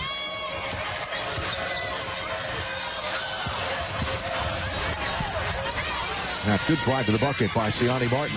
Oh, Dangerfield got away with a foul. Yeah, we heard a little bit of a slapping on the arm. But nice job by Martin to regain control of the ball and finish. There's Olivia. The double team comes, finds the open play. Makarat from the corner. No, back iron. And Megan Walker will be called for the foul. No. Or go shooting free throws. All right, couldn't tell by the signal from Mark Resch there. He was pointing at Megan. Well, busy week for the Huskies, and SNY will be there with them Wednesday night in Cincinnati as the Huskies take on the Bearcats, tied for second in the American with these UCF Knights. Our pregame coverage starts at 6:30 only on SNY. Bearcats have been excellent on their home court this season. Yeah, UConn does not have an easy road these last several games of the American season. Wow. Yep. The Knights here today at Cincinnati, at Houston, and then finish with USF a week from Monday in Hartford. So Megan Walker adding to the totals. That's now 20 points for Megan.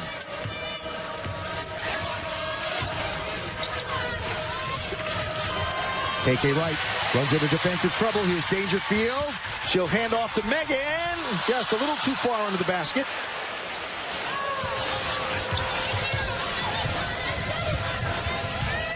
I think Gino was happy. Yeah, I mean, it's such a bummer. You make a great play, and then you kind of get goofy when you go in to shoot it. Right, defended by Dangerfield. Smith back into the game, defended by Nelson Adota. Sets the screen that keeps Dangerfield from getting to Wright, but the shot off the mark. Makarat with the rebound.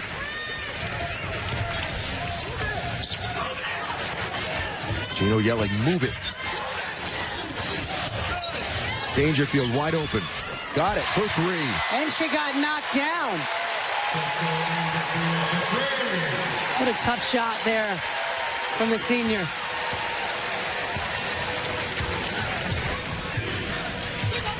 $20-point lead for UConn. Under 2 minutes to go, quarter number 3.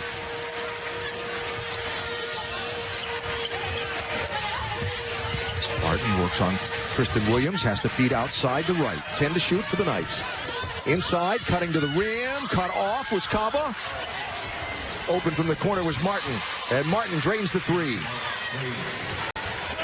So the game is physical inside with Nelson Adota and Brittany Smith.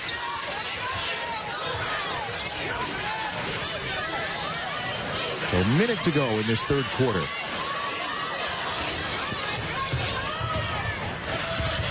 Dangerfield, no. And Smith with the rebound for the Knights.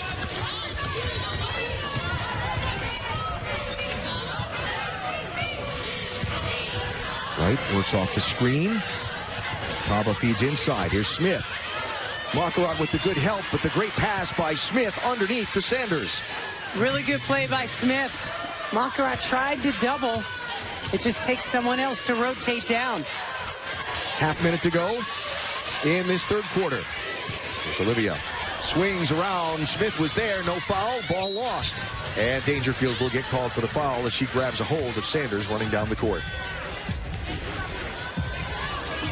So 17 seconds to go. See, Adota is right now, I think a little bit it's in her head about how much she's getting bumped. There was definitely contact there. It probably could have gone either way. And I would say a good no call to let that go. Because it easily could have been an offensive foul on Nelson Adota with that right arm coming through. So with the Knights' offensive possession, 17.8 to go in the quarter, Gino will have Olivia to the bench. Aubrey Griffin will come into the ball game.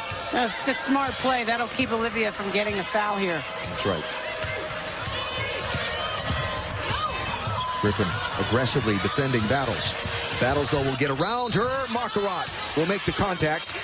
And Diamond Battles will shoot free throws with 2.5 to go in quarter number 3.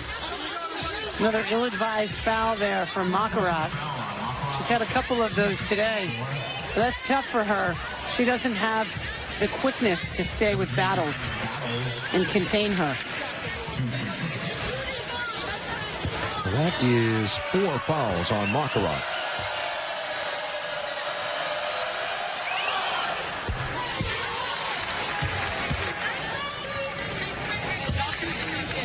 Diamond Battles, who is in her 55th game for UCF, has really come on to be a big player for Coach Abe. 1 of 2 there. Megan Walker with the rebound, and the Huskies will let the clock expire on what for UConn was a very productive third quarter. Even though the Knights end on a 6-0 run in the last minute, UConn has built a 14-point lead at the end of 3 on Senior Day.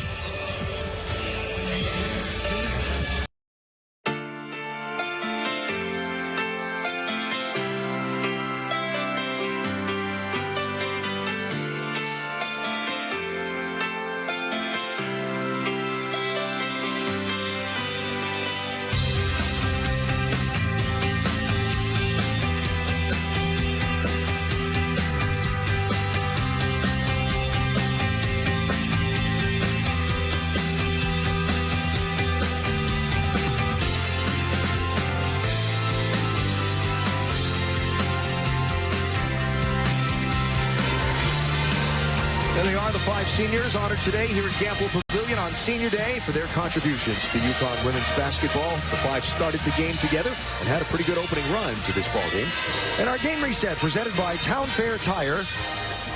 Megan Walker, another 20-point game for the Huskies. And Masane Kaba has really been strong for the Knights as you look a double-double for her in trying to help UCF dig out of this hole. They dug themselves in quarter number 1 when UConn outscored them by 12. Well, Megan Walker has helped dig that hole for them. I mean, it's impressive. She so quietly has 20 points, 9 rebounds, and 6 assists. She has a way of filling up a stat sheet very quietly. Shooting 50% today from the floor, and 4 of 5 from 3 is Megan.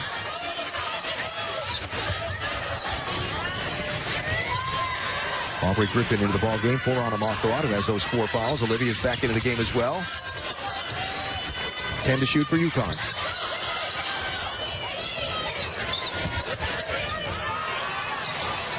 Aubrey Griffin. Blocked. Yeah, I don't think they had any idea that that ball didn't hit the rim. No, it hit the side of the backboard when Griffin shot it. So time violation on the Huskies, and they'll turn it over to start this fourth quarter.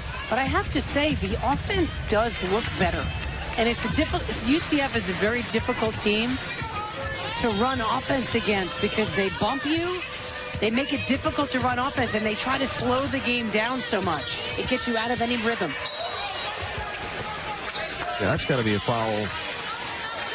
No, they're going to call out on UConn. Okay, I thought that was going to be a foul on Martin going in with the arm out, but they'll call the arm bar on Kristen Williams instead. Let's take a look here. Yeah, I mean, kind of a weak call, but... What a call. Battles draws the foul into the lane. The outside official makes that call. And the reason I said it was weak, right? Because there has been so much contact in the lane. It's been a rough all game. And then you're going to call that? I mean, I understand why they called it, but it's just the inconsistency of it, which is frustrating for the players. Aubrey Griffin out of the ball game after being called for that foul. Kyla Irwin will come back in on senior day. And this goes for both teams. It hasn't been too consistent either way.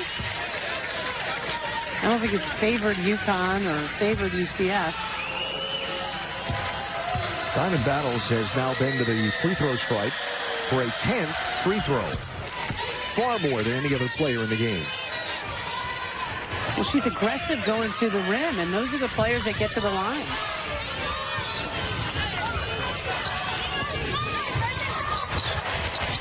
Irwin into Olivia. Strong pass went through Olivia's hands. Turnover Huskies. Here comes Siani Martin.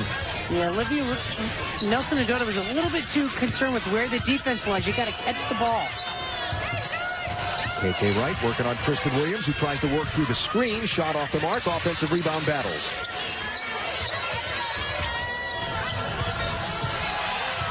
Wright missed that shot. She's not the same jumping off of that left ankle. Battles, be a foul called. And that is going to be on Megan Walker, and does not draw a favorable response from the home crowd. Well, I mean, that's what I alluded to before. I mean, you're going to call that?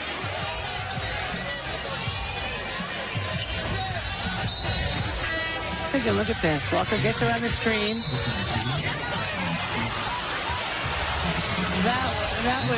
That's illogical. All right, so that is the third foul on Megan.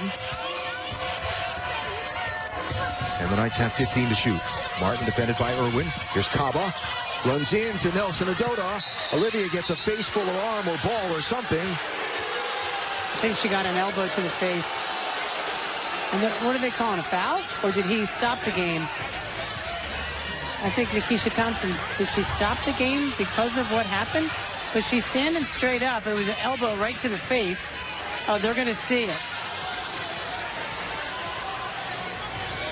She's worried her nose is broken. I think it is. Might be cupping some dripping blood. And that is very difficult to see. And Gino is mad. And I think that's why some of those little ticky-tack fouls are being called, because this game has been played so physically everywhere else. So officials are at the monitor, which they can review and look for a flagrant foul. And Olivia is on the end of the bench. In this case, the kid just turned, and her arm happened to catch Nelson Adota in the face. I don't think there was anything intentional about it. But she hit her square. There was a foul, if nothing else, right there, yeah. Oh, right there, yeah. And you can see, this is the better angle to see it coming. She turned. Wow. Got her right in the nose.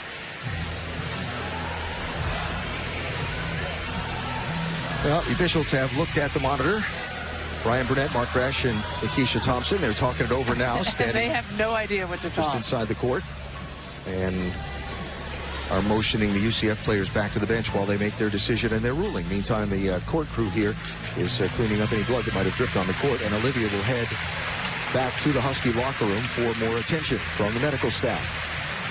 Yeah, when you got a doctor walking back there with you, you know this is a little bit more serious. Yeah.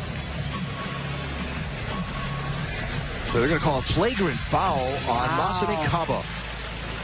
Is the signal that Nikisha Thompson just gave. I wouldn't be surprised if Abrahamson Henderson gets a technical right now.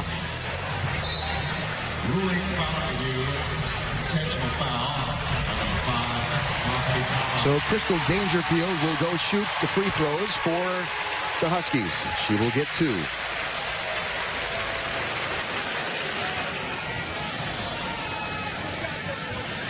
Crystal Dangerfield. Coach Abe did get a warning.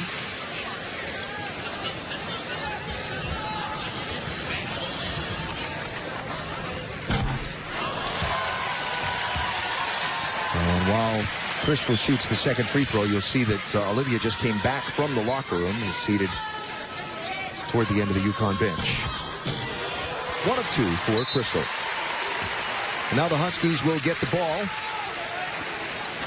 with 8:23 to go in this ball game and a 13-point lead over the UCF Knights. And maybe the blood still not being stopped, so Olivia has to go back for some more attention because she certainly can't return to the game until that happens.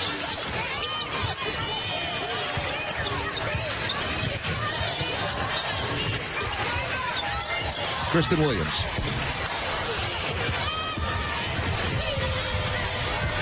The shot was halfway down. Yeah, but that's what she's being encouraged to do. Don't wait. Take the shot when you're open like that. Don't wait for the defender to get there. Battles cut off. Finds Kaba, who comes out to rescue. Here's KK Wright. 10 to shoot. Kaba drives. Kyla Irwin with hands straight up in the air. Took her all the way to the baseline. Terrific defense by Irwin.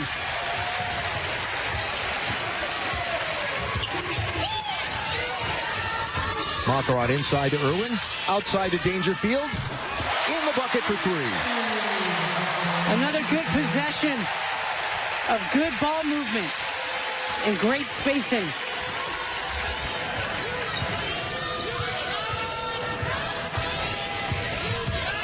Williams works under the screen. Siani Martin with the ball. Wright saves it from a miscommunication. Makarot intercepts. Feeds ahead to Dangerfield, who will draw the foul as she gets hit. And that's the intentional foul. And it will be called. These two intentionals that we're seeing, it's the refs trying to get control back of this game. UCF plays so physically.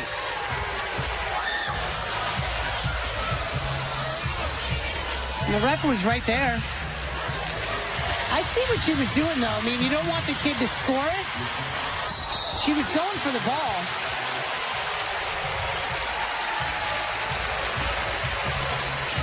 So discussion ongoing between the 3 officials at the UConn end of the court. And Mark Resch will go to the scorer's table. Crystal Dangerfield will shoot 2 free throws. Crystal Dangerfield on the line.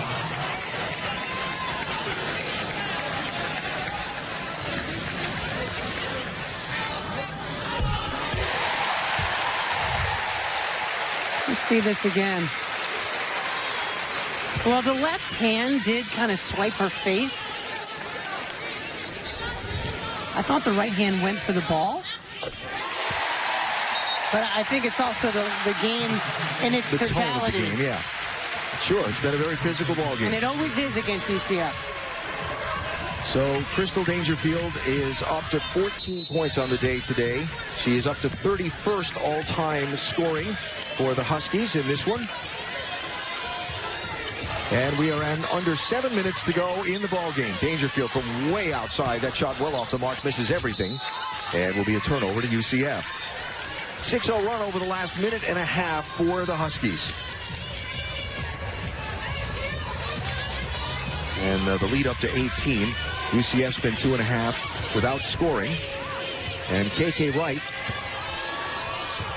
on 10 points for the Knights. She'll throw that one in. Here's Kaba. Double teamed. Ball knocked away. Megan Walker. Good team defense. Kristen Williams will get fouled on the way through.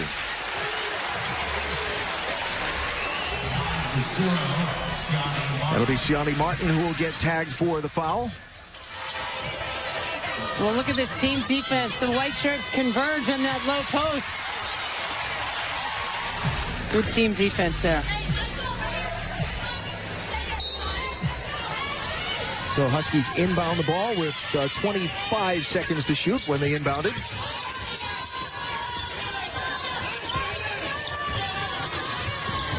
Nelson Indota still not back on the bench, by the way. Kristen Williams. No. And KK Wright will get fouled by a frustrated Megan Walker.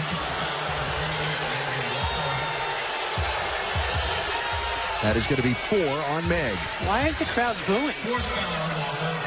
And then she fouled her. I think it was before that they wanted a foul that wasn't called and play continued. That's what they're reacting to. Let's just settle down and play basketball. It's getting a little edgy in here, isn't it? Sanders. Missed, defended. Ball will be knocked into the backcourt. KK Wright will regain possession. Fresh 30-second shot clock for the Knights. Martin. That's a 2. That was bad communication between Kristen Williams and Crystal Dangerfield. You got to tell each other if you're switching. And a timeout. She was wide open. 5:33 to go in the fourth quarter. Huskies leading this one by 16. Megan Walker has a 20-point game. Megan Walker, a junior, has led the way on senior day here at Gamble. Well, she got going early in 2 straight possessions in that first half. Knocked down 2 of her 4 threes on the day. And the ball movement has been so good by this team. I've loved the inside-out combination. It has really opened up the offense. And then here, on that under out of bounds, they caught UCF sleeping. 20 points, 10 rebounds, 6 assists, 3 steals. Quite an afternoon for the junior. Absolutely. And so another double-double on this season, her 9th for Megan Walker. And she will inbound the ball for the Huskies. By the way, Olivia Nelson-Adota is now seated on the bench. Towel pressed to nose next to Chris Daly. The good thing, if it is broken, you can play with masks on your face. Marquardt with the pass to Walker. A little shy on the shot, though. It's a really nice pass, too. KK Wright feeds Kaba, who gets down the court just a little bit quicker than the defense. Varsity Kaba's had a nice game for UCF. 12 points, 11 rebounds. Yeah, she's been involved in so much of their offense. She works hard in the lane. Halfway through the fourth quarter, bad pass by Irwin, but Marquardt saved it, knocking it away from KK Wright. Marquardt's got to shoot that ball. Crystal Will bounces off the back rim. Smith with the rebound for the Knights. This is still a game. You know, 14 points isn't a lot, but you can just jack up shots. I mean, the only problem is UCF plays at such a slow pace.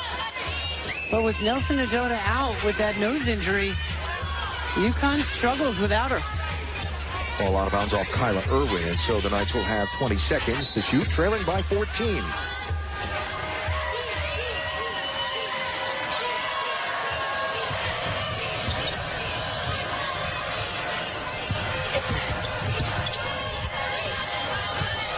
Martin off the ball fake will draw the foul.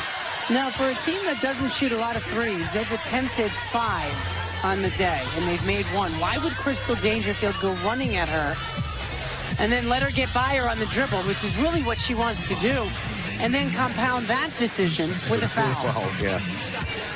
So Sayani Martin will shoot free throws. Crystal called for her 2nd foul of the day. Martin, the 5th-year senior from Philadelphia, who has scored in double figures in 3 of the last 5 games and now in double figures for this one. So make it 4 of 6. The UCF is really coming together at the right time. I mean, they're such a good defensive team. They make it so difficult for you to run your offense. Winners of 5 in a row are the Knights. They'll be home to Temple on Wednesday night.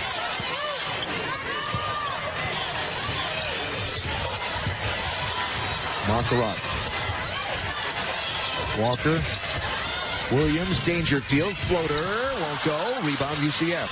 And there was a wide open shot in the middle of the lane. Dribble penetrating in against the zone is something UConn hasn't done enough of today. KK Wright fires from outside. 3 bounces and in. 8-0 run now over the last 2 minutes for the Knights. Nice soft touch by KK Wright, getting that to roll on a hostile opponent's court. Lead down to 10. Crowd here in Gamble trying to get their team going again.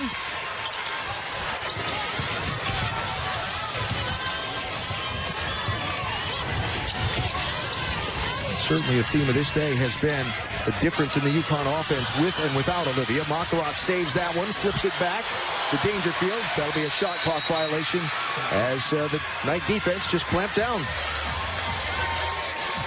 Okay, and Makarat saved 2 turnovers by Irwin by saving an errant pass, which is not enough that possession. Good defense by UCF.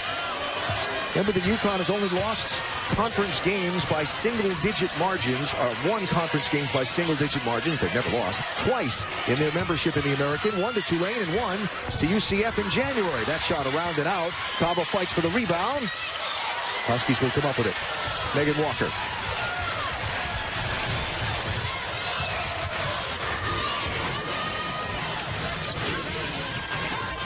UConn getting stuck standing a little bit. Makarat, and 1. See, you got to go aggressively to the rim. Smart play by the freshman Makarat. UCF gets you to get caught standing around and settling for jumpers. Look at that wide open. Nice recognition. Seeing that open lane and getting to the rim. Some risk to it when you're playing with 4 fouls. But Anna Makarat shooting a free throw here to try and make it a 3-point play.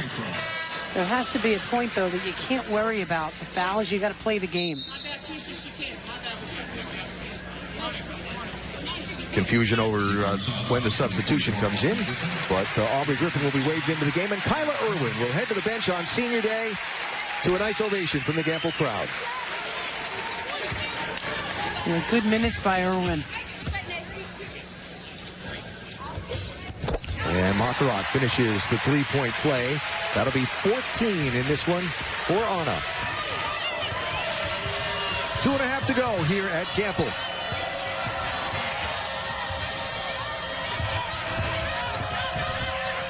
You know, we've seen in this game, I started to say this before, but the story of the day for the UConn offense, nice turnaround by Brittany Smith. The difference in the Husky offense with and without Olivia Nelson-Adota. When she went to the bench with the foul trouble earlier, came back in, and then when she went to the bench with the injury. Makarat from the corner. That changes everything when you can knock down long-range shots.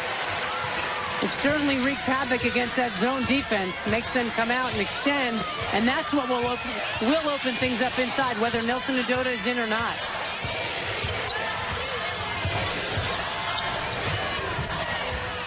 Martin, no. Rebound right to Makarat. Huskies run.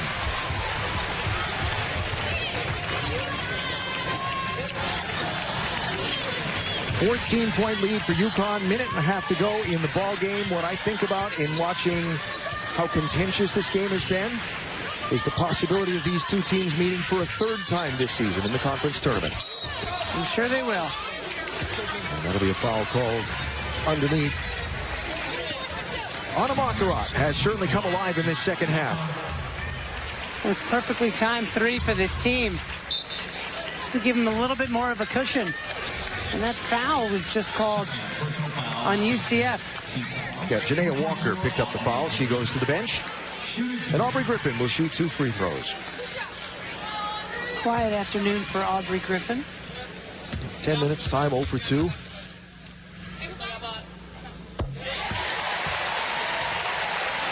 But what this kid is capable of is pretty astounding.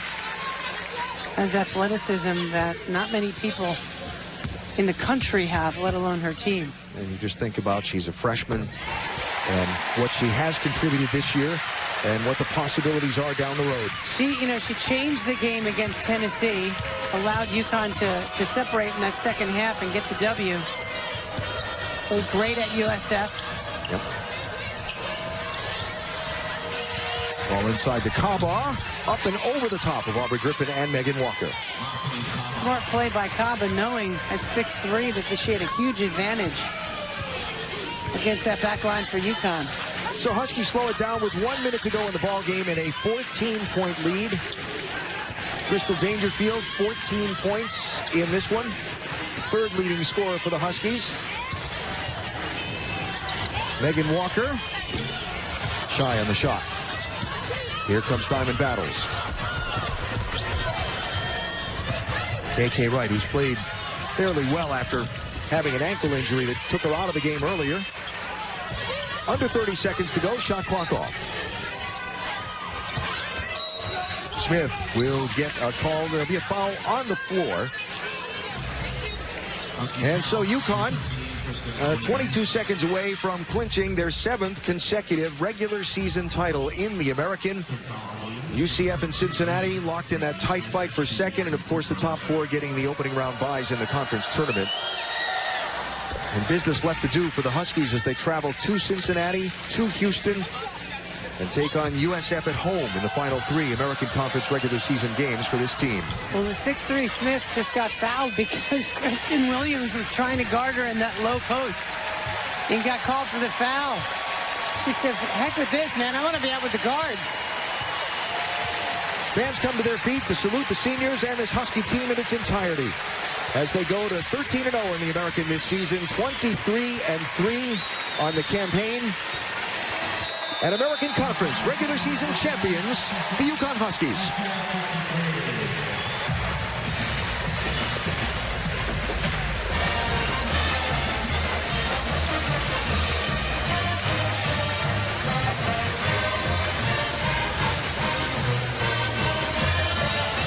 It is always a dogfight against UCF. Always physical. Well, never easy. We knew it would be. And in the end, the Huskies come out on top. You hope that Olivia Nelson-Ododa is well and able to play without further interruption. And for UCF, they'll head to the locker room. Oh, Masani Kaba just grabbed Olivia Nelson-Ododa and I believe apologized for the shot, which was nice. Very sporting. Well, at least checked in with her and make sure she's okay, you know? Yeah. Good to see. And certainly that one of the headlines of the game for Olivia.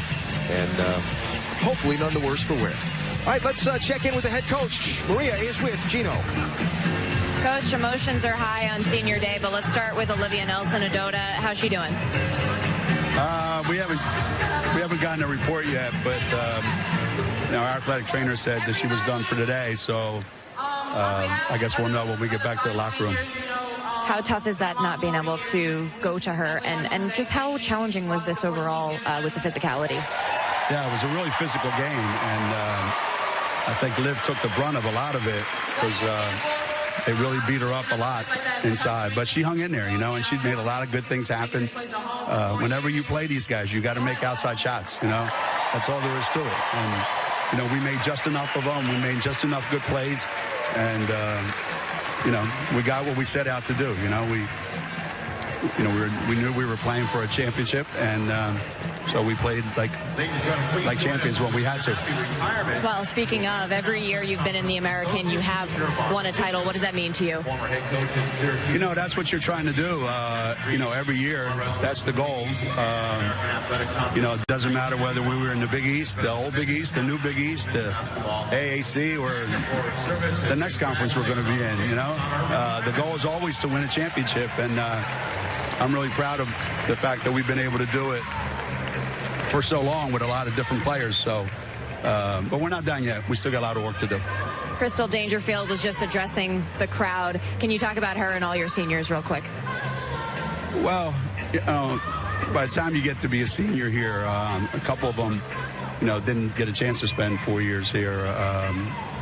But I would think that after playing 4 years, in this kind of atmosphere and with the tradition that we have and what's at stake here every time you play,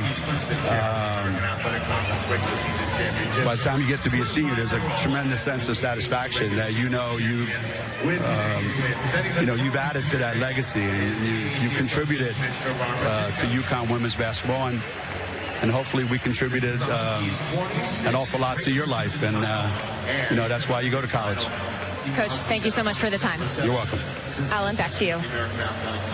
Okay, Maria, so the caps and T-shirts being passed out, isn't that what it's all about? Trophies, caps, T-shirts? Well, and let me tell you what, the regular season championship, that is such an important piece of the puzzle, particularly for this program, because that shows you and proves that night in and night out, over a 3-month span, you were the best team in the league. You know, teams can get lucky over a weekend and get on a run, but this means you grinded it out home and away over a long period of time, and that's something to be proud of. And the senior, Kyla Irwin, holding the trophy. And 133-0 now in American Conference regular season play with 3 games to go in UConn's membership in the American. And our player of the game for today, presented by People's United Bank. Who else could it be but Megan Walker, as you talked about, just quietly doing her thing and leading the way. I mean, she was just outstanding. And like you just said, I marvel at how she seems to do it under the radar, but makes big shots at big time. Understated describes Megan, I think, and certainly on the court, her game speaks loudly.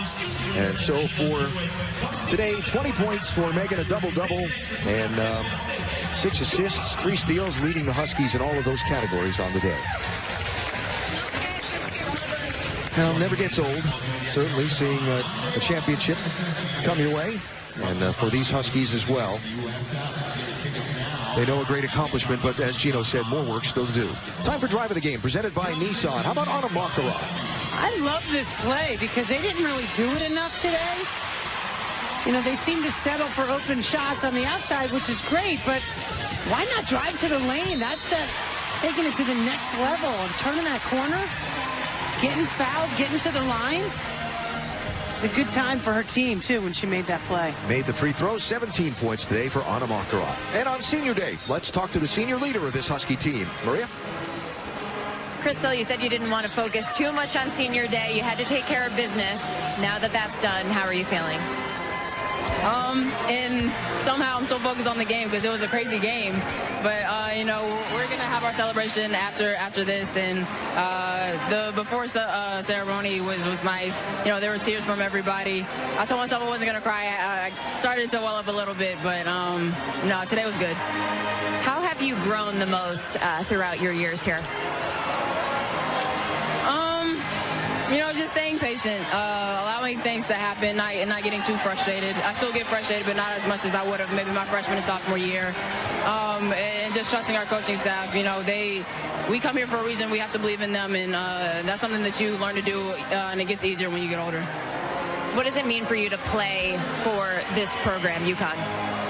Everything.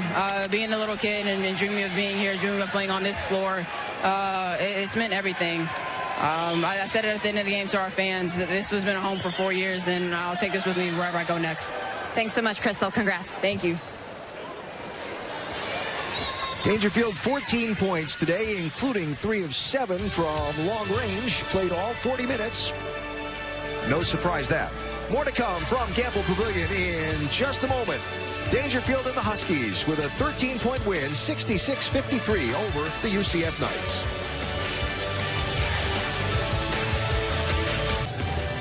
66-53, your final here in Gamble on Senior Day.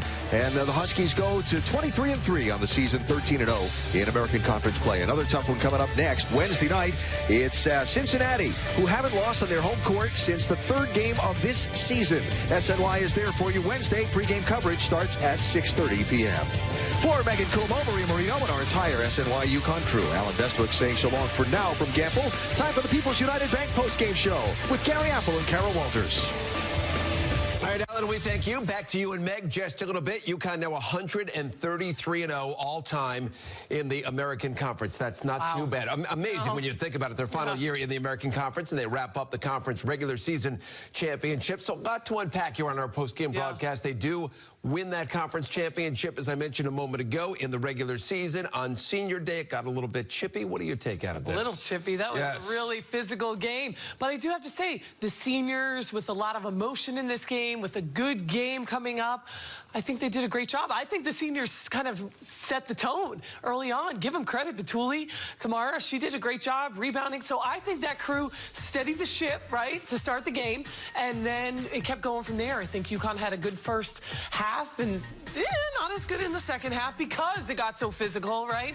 But a lot of emotions on Senior Day. Big game because they wanted to clinch the conference championship. So all in all, I think it went well with all the emotions. Well, UConn had a tough time with Central Florida about a month ago, down in Florida, and it wasn't easy today. We know about the style of play Central Florida has, but maybe that's good for UConn, right? They need to get pushed around, banged around, because when you get to that NCAA tournament against bigger, stronger teams that they've seen so far, the South Carolinas and the Baylors and the Oregons, you're going to face that, and then some. Yeah, and it seemed, Gary, like they were trying to work through the post today. They really got it into Olivia Nelson-Ododa. She bared the brunt of that physicality in the post. But kind of the knock on this team is they don't have a big post presence, right? So against a Baylor or against a South Carolina, like you said, they're going to be physical games. So it's kind of good. They took a hit, but they punched back. So that's what you like to see in a game like this.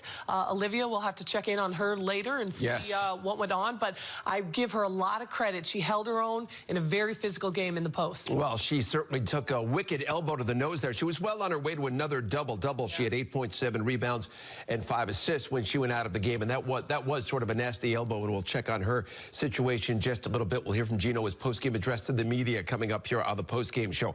Megan Walker led the way for UConn. She had another double-double, the 9th double-double of her career, and she looked very fluid out there on the court today. Very fluid. I like the threes. She was knocking down threes with confidence, because what it was, this was like 2 different games to me, when Olivia was in the game and when Olivia wasn't in the game. But when Olivia was in the game, they'd have to double down on her and they'd kick it out to Megan Walker. She made shots in stride. Nothing was forced. It kind of came in the offense. I think UConn did a much better job today, Gary. I think you'll agree with me, moving the basketball offensively. I mean, this is a team against Central Florida where you have to find gaps in their zone, right? They play a lot of zone. So find gaps, make people collapse, kick it back out. I liked in the second half, they did a little more penetrating to that mid-range jumper to find those holes, but they kind of took what they were giving. It sounds silly, right? Because in the game of basketball, you should take whatever but people don't always read it. And I think for the most part, UConn read that. There were some opportunities they could have, taken it to the basket a little more, got those.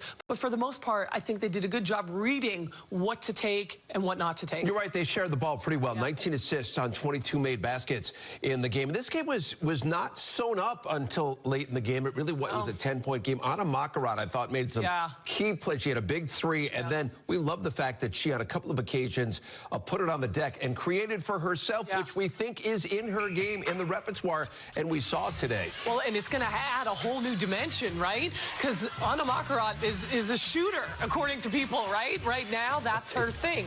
But now she puts it on the deck, the mid-range jumper. You saw it drive to the basket. If she can get to the free throw line. I mean, these are all other sides of her that we know, because she's a phenomenal player that's only going to contribute more and more once she's kind of shook off the nerves of her freshman season. She's very capable of doing this, but teams don't know that she's capable, and all of a sudden she starts doing this. It adds a whole different dimension. It does. It's been sort of a freshman roller coaster for Anna Makarat. She had a couple of scoreless games, and now she had 18 last time out against Tulane. She had 17 today, so that's a good sign for UConn. Let's get a check right now.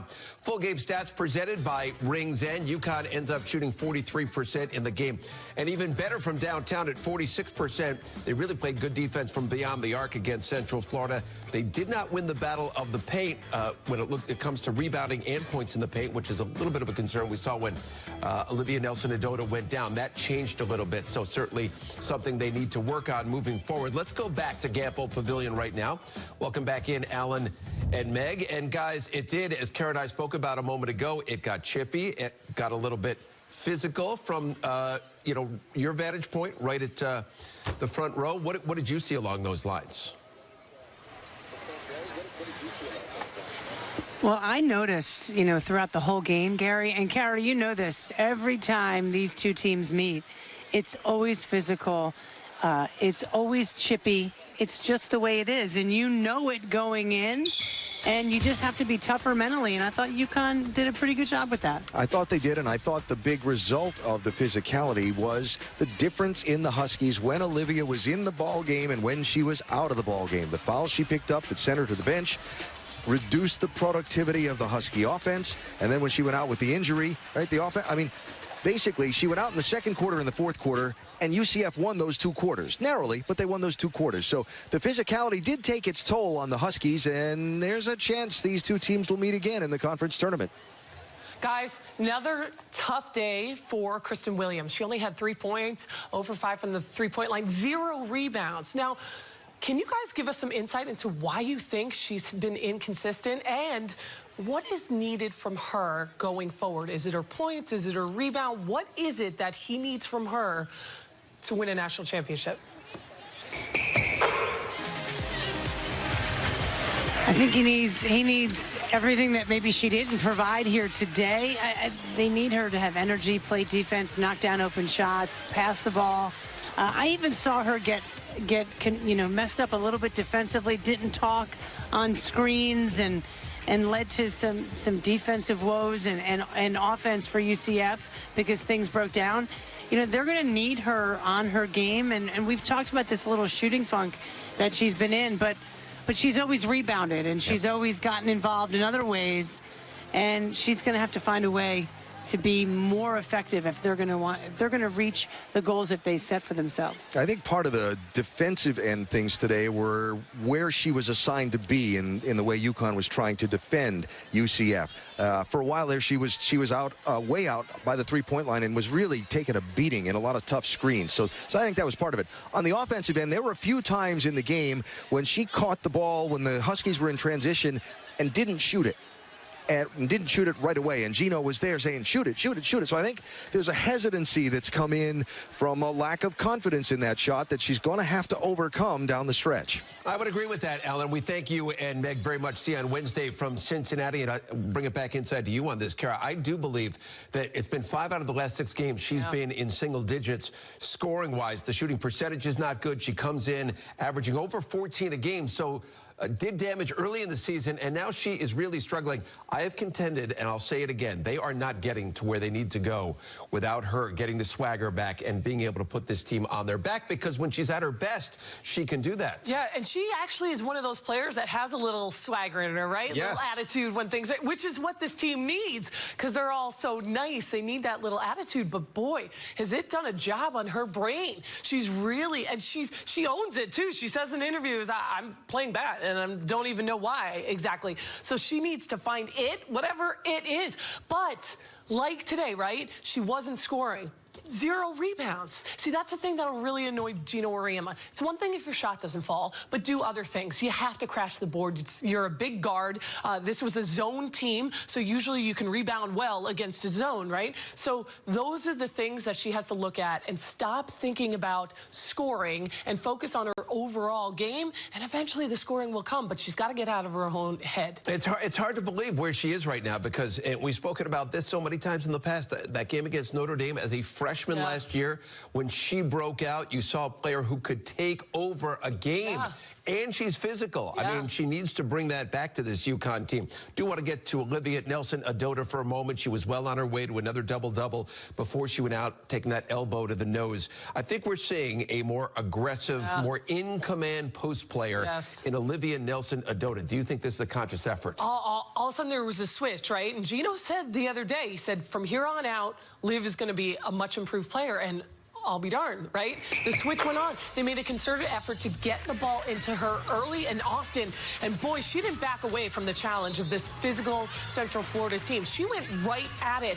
And although on paper she only had 8 points or whatever, she, like you said, she was on her way to a double-double, and it was a much different game when Olivia wasn't in the game. Those points in the paint, they're indicative of her, the game, the part of the game when she's not in there. That's when those points in the paint happen for different teams. But you like her energy, like her confidence, the way she was going, she was taking hits. All those things were really great signs from her. So I think the game is a whole different game when they're working through Olivia. And you know, I think that I like the way the team looks when she has confidence and they feel like they can kick it out. She gets doubled, she kicks it back out. So she's a good passer. It's not like she just gets the ball in, that's it. It's the black hole.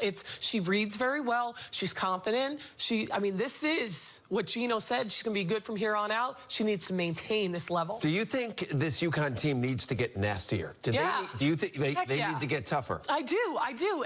And not just responding, but being the first to punch, you know, if that makes sense. They're doing a good job now, not getting too back on their heels and fighting back. But from the beginning, you want them to have the first punch. Everyone's kind of looking at everyone else. And again, you can't compare this team to any other team, right? They're different. It's just their personalities are different. It's the way it goes. So they don't have anyone that's going to get in your face like a Diana Taurasi and punch first. So collectively, they have to learn to do things differently. Now, at this point in the season, typically they'd have figured it out, right? This team's just taking their time a little more, but as long as they have it figured out by March, then they're okay. But yes, they could get a little nasty. Don't you worry, though? We're 26 games now into the season. Yeah. I think we're still trying to figure out what the identity of this team is, right? If they haven't found it yet, do you begin to worry? You say March, that's like a week and a half away. Are they going to find that identity? They have a week, right? They have a week. Well, and again, I don't know if it's going to be a team that has a clear identity. They're different.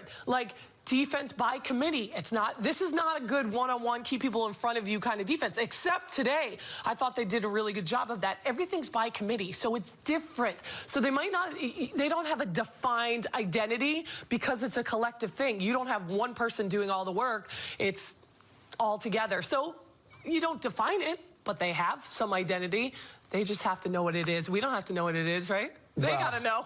We should know at some point. Kara and I just getting going here on the People's United Bank postgame show. Much more to come when we come back. Complete game highlights. We'll hear more from Gino Auriemma, his postgame address to the media. Plus, we'll hear more reaction from the seniors. On Senior Day, UConn gets the win over UCF 66-53. We're back from Studio 31 in just a moment. Gary Apple back alongside Kara Walters. Here we go. Complete game highlights. Number 6 UConn taking on UCF. Senior Day, all 5 Huskies seniors honored before the game. They all got the start. Olivia Nelson-Adota working hard down low when she got into the game. She gets the bucket and the foul. I think we liked what we saw from Olivia today. And she's doing her work before she gets the ball. Great positioning and using her body well. Megan Walker feeling it from the corner. She's fluid, in motion. Kick it to her. She does it again. Look at that, smooth. Nothing she led that. Everybody in the game. She had 20 points, closing seconds, first quarter. Adota finding a cutting Megan Walker working hard inside. UConn led 16-4 after that first quarter. UConn dialing up the defense, Kara, in the second. They did a great job coming off UCF screens, trapping there. Again, textbook defense leading to offense. UConn leading by 15 at that point on the bucket by Crystal Dangerfield. Then a couple of minutes to go in the half. And Walker again, and there's excellent ball movement. Yeah, they found the gaps. Kyla Irwin did. Pass inside, boom, right out. UConn had the lead by 10 at the break. In the third quarter, Anna Makarat gets going. Great game for her. She gets the position. I like that she's shooting with confidence. Once she hits the first one, she keeps going. Then in the fourth quarter, that's when things began to get, and we'll use that word again, a little bit chippy. And, well, that's a nasty elbow to the face that Olivia Nelson-Adota took. She left the game. She did not return. Yeah, that was a hard one. She took it well right in the nose. Oh, let's hope it's not broken. They called the flagrant foul on that one. UConn goes to the free throw line. Physical play would continue off the breakaway right here. It's Crystal Dangerfield getting hit from behind as we watch it again. Another intentional foul right there called on Central Florida. Yeah, I mean, that was a good one. Again, you have to keep these players safe. Gino not happy with that, but luckily they called it. Late in the game, it's Makarat putting it on the deck. She draws the contact, and she gets the foul. Anna Makarat had a strong game. She had 17 points, second leading scorer for the Huskies. They get the win, 66-53. They clinch their 7th consecutive regular season American Conference crown as they go to 23-3 on the year, 13-0 in the American Conference. Back up stores we go. Here's Maria Marino. Here with Kyla Irwin and Molly Bent. And Molly, I'll start with you. You said that you really wanted to come out and set the tone today as a starter. How do you think you did that? You know, I think we did a pretty good job on the defensive end. You know, we didn't really know how the offense is going to go out there, but we held them to, I think, like 2 points. So we were happy with that. Can you describe just what it means for you, having played this career you've had at UConn? Mm-hmm. It means the world to me, honestly, to be a part of this program and to play for Coach and for CD and the players that I've had the privilege to play with and to be friends with each and every day. And to see the people come back and to support us. And it's really just a huge family with a culture like nowhere else. And I wouldn't have wanted to go anywhere else. That's amazing. All right. And Kyla, you got the first basket of the game. How did that feel for you, just given all the emotions on Senior Day? Yeah, that was really exciting. I mean, I had all these emotions going into the game, so I just wanted to go out there, play really hard. And Tuli had a great pass. You know, she had a great rebound. She jumped really high. Now, yeah, but no, she did a great job. She found me and got me the ball and just laid it up. How proud are you to have played your career at UConn? beyond words. You know, it's really amazing just to be a part of this program and to go through what we go through and just come out on top and meet the people that I've met. And, you know, being friends with my senior class is just really special to me. So beyond proud, for sure. Can you describe just what makes it so special here and different? I think it's because you can't put a word to it. You know, it's just something different. It's a feeling, it's the history, it's who we bring here, it's everything. The coaches, the players, the alumni, everything. So it's just a feeling here. Thank you so much. Congratulations, ladies. Thank you. Thank you. All right, guys, we thank you all. And it's 11 national championships, and it's 12 consecutive trips to the Final Four, and 20 trips to the Final Four all time. Those are some of the things that make the program, it fun, right? When you're fun. winning. And I always think this word is overused, but it's not overused with UConn.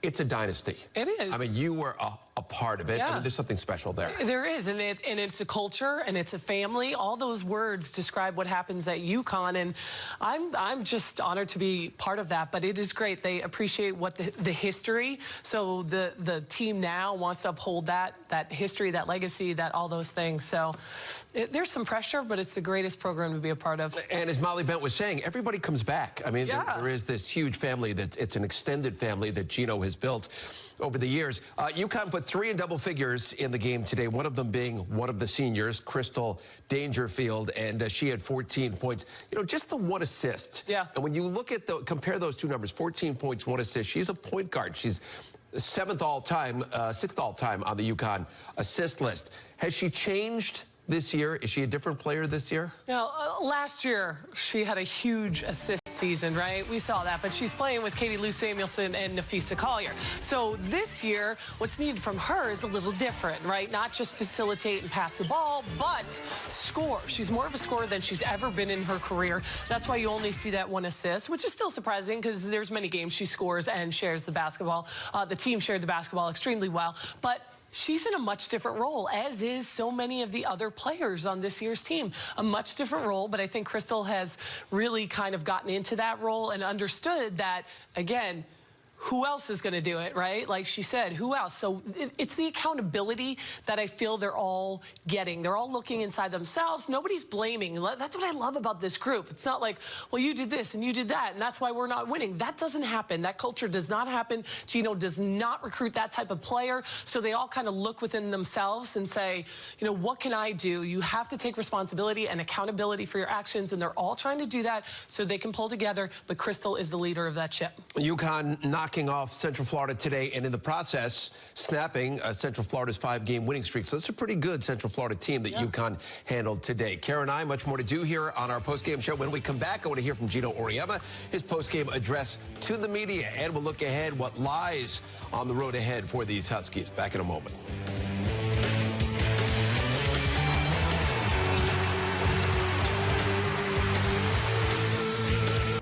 Time for us to check out player of the game presented by People's United Bank. Megan Walker led everybody in the game with 20 points. She's the leading scorer on this UConn team. She was a point above her season average. She was critical today in the 66-53 victory for UConn over UCF. With the win today, UConn now 7 consecutive regular season titles in the American Conference. Karen and I spoke about it a short time ago. It's amazing to think they have never lost a game in the American Conference. That includes the postseason tournament, 133-0.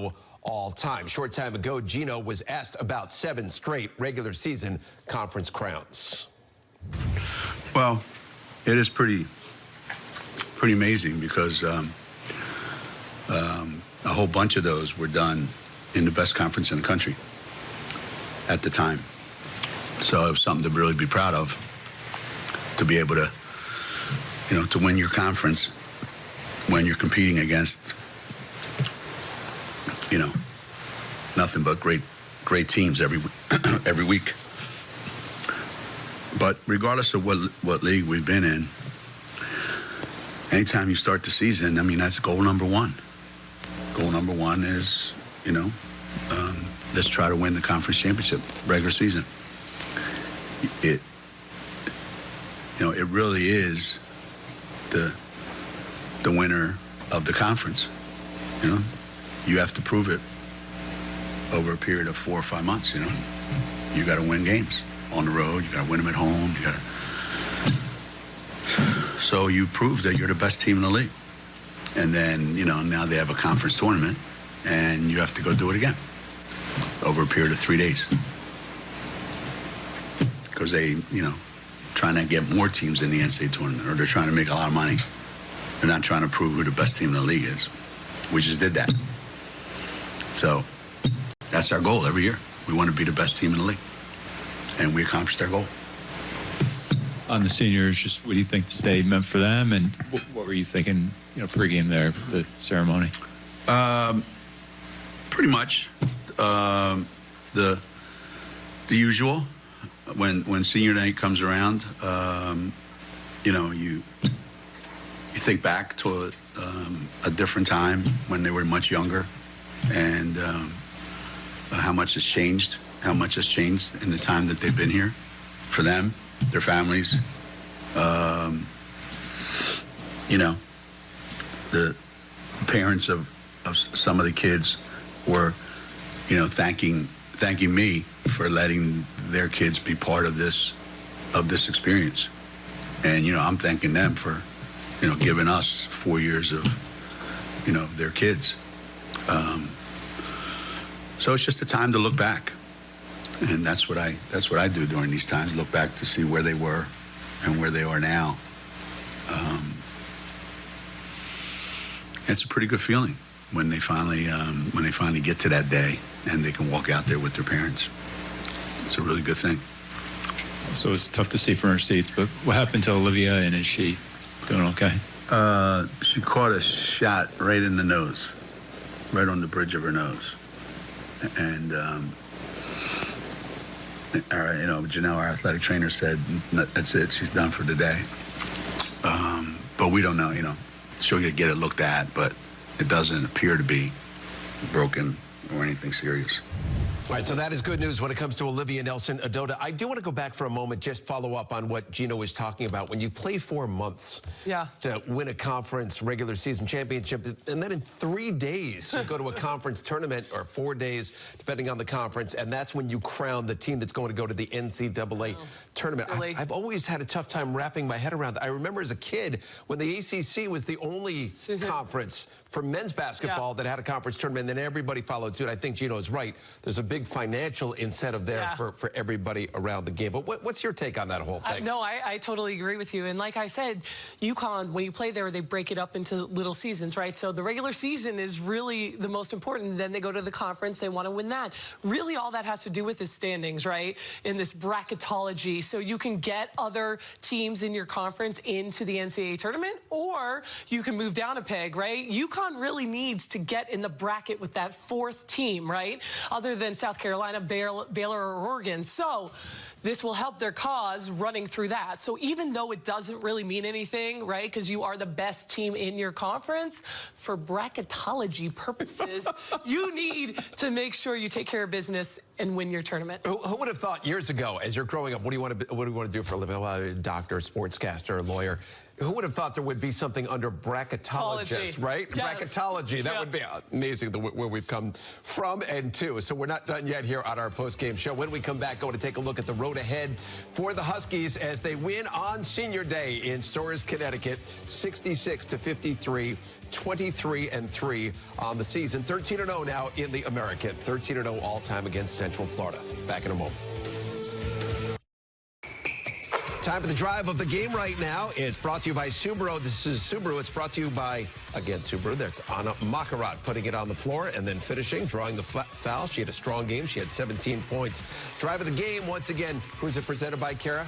Subaru. I think we've got that taken care of. 3 regular season games left on the schedule for the Huskies. UConn hitting the road, going to take on Cincinnati on Wednesday. Then it's Houston on Saturday.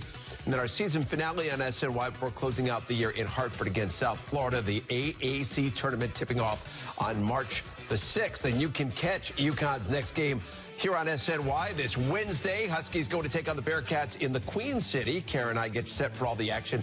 Beginning at 6:30, it's the UConn women's basketball pregame show. And before we head out the door, what do you think? Is this team trending in the right direction, that you think they have a chance to make a a big-time push at a Final Four spot? I do. I mean, obviously, they're well-coached. They're in a good system. So they have to have a little luck, right? They have to stay healthy. They have to get everyone involved. Kristen Williams has to pick it up a little. I like that Olivia Nelson-Ododa is kind of turning the corner at the right time. So it's kind of like this team needs the perfect storm of things to happen in order to go far in the tournament. And, hey, fingers crossed. So far, so good. Let's hope Olivia Nelson-Ododa is okay. But Gino seems to think she is. All right, Karen and I go to see you back on Wednesday. Again, 6:30 pregame show on the way out the door. Sights and sounds of the Huskies win today over UCF 66-53. Enjoy. See you Wednesday.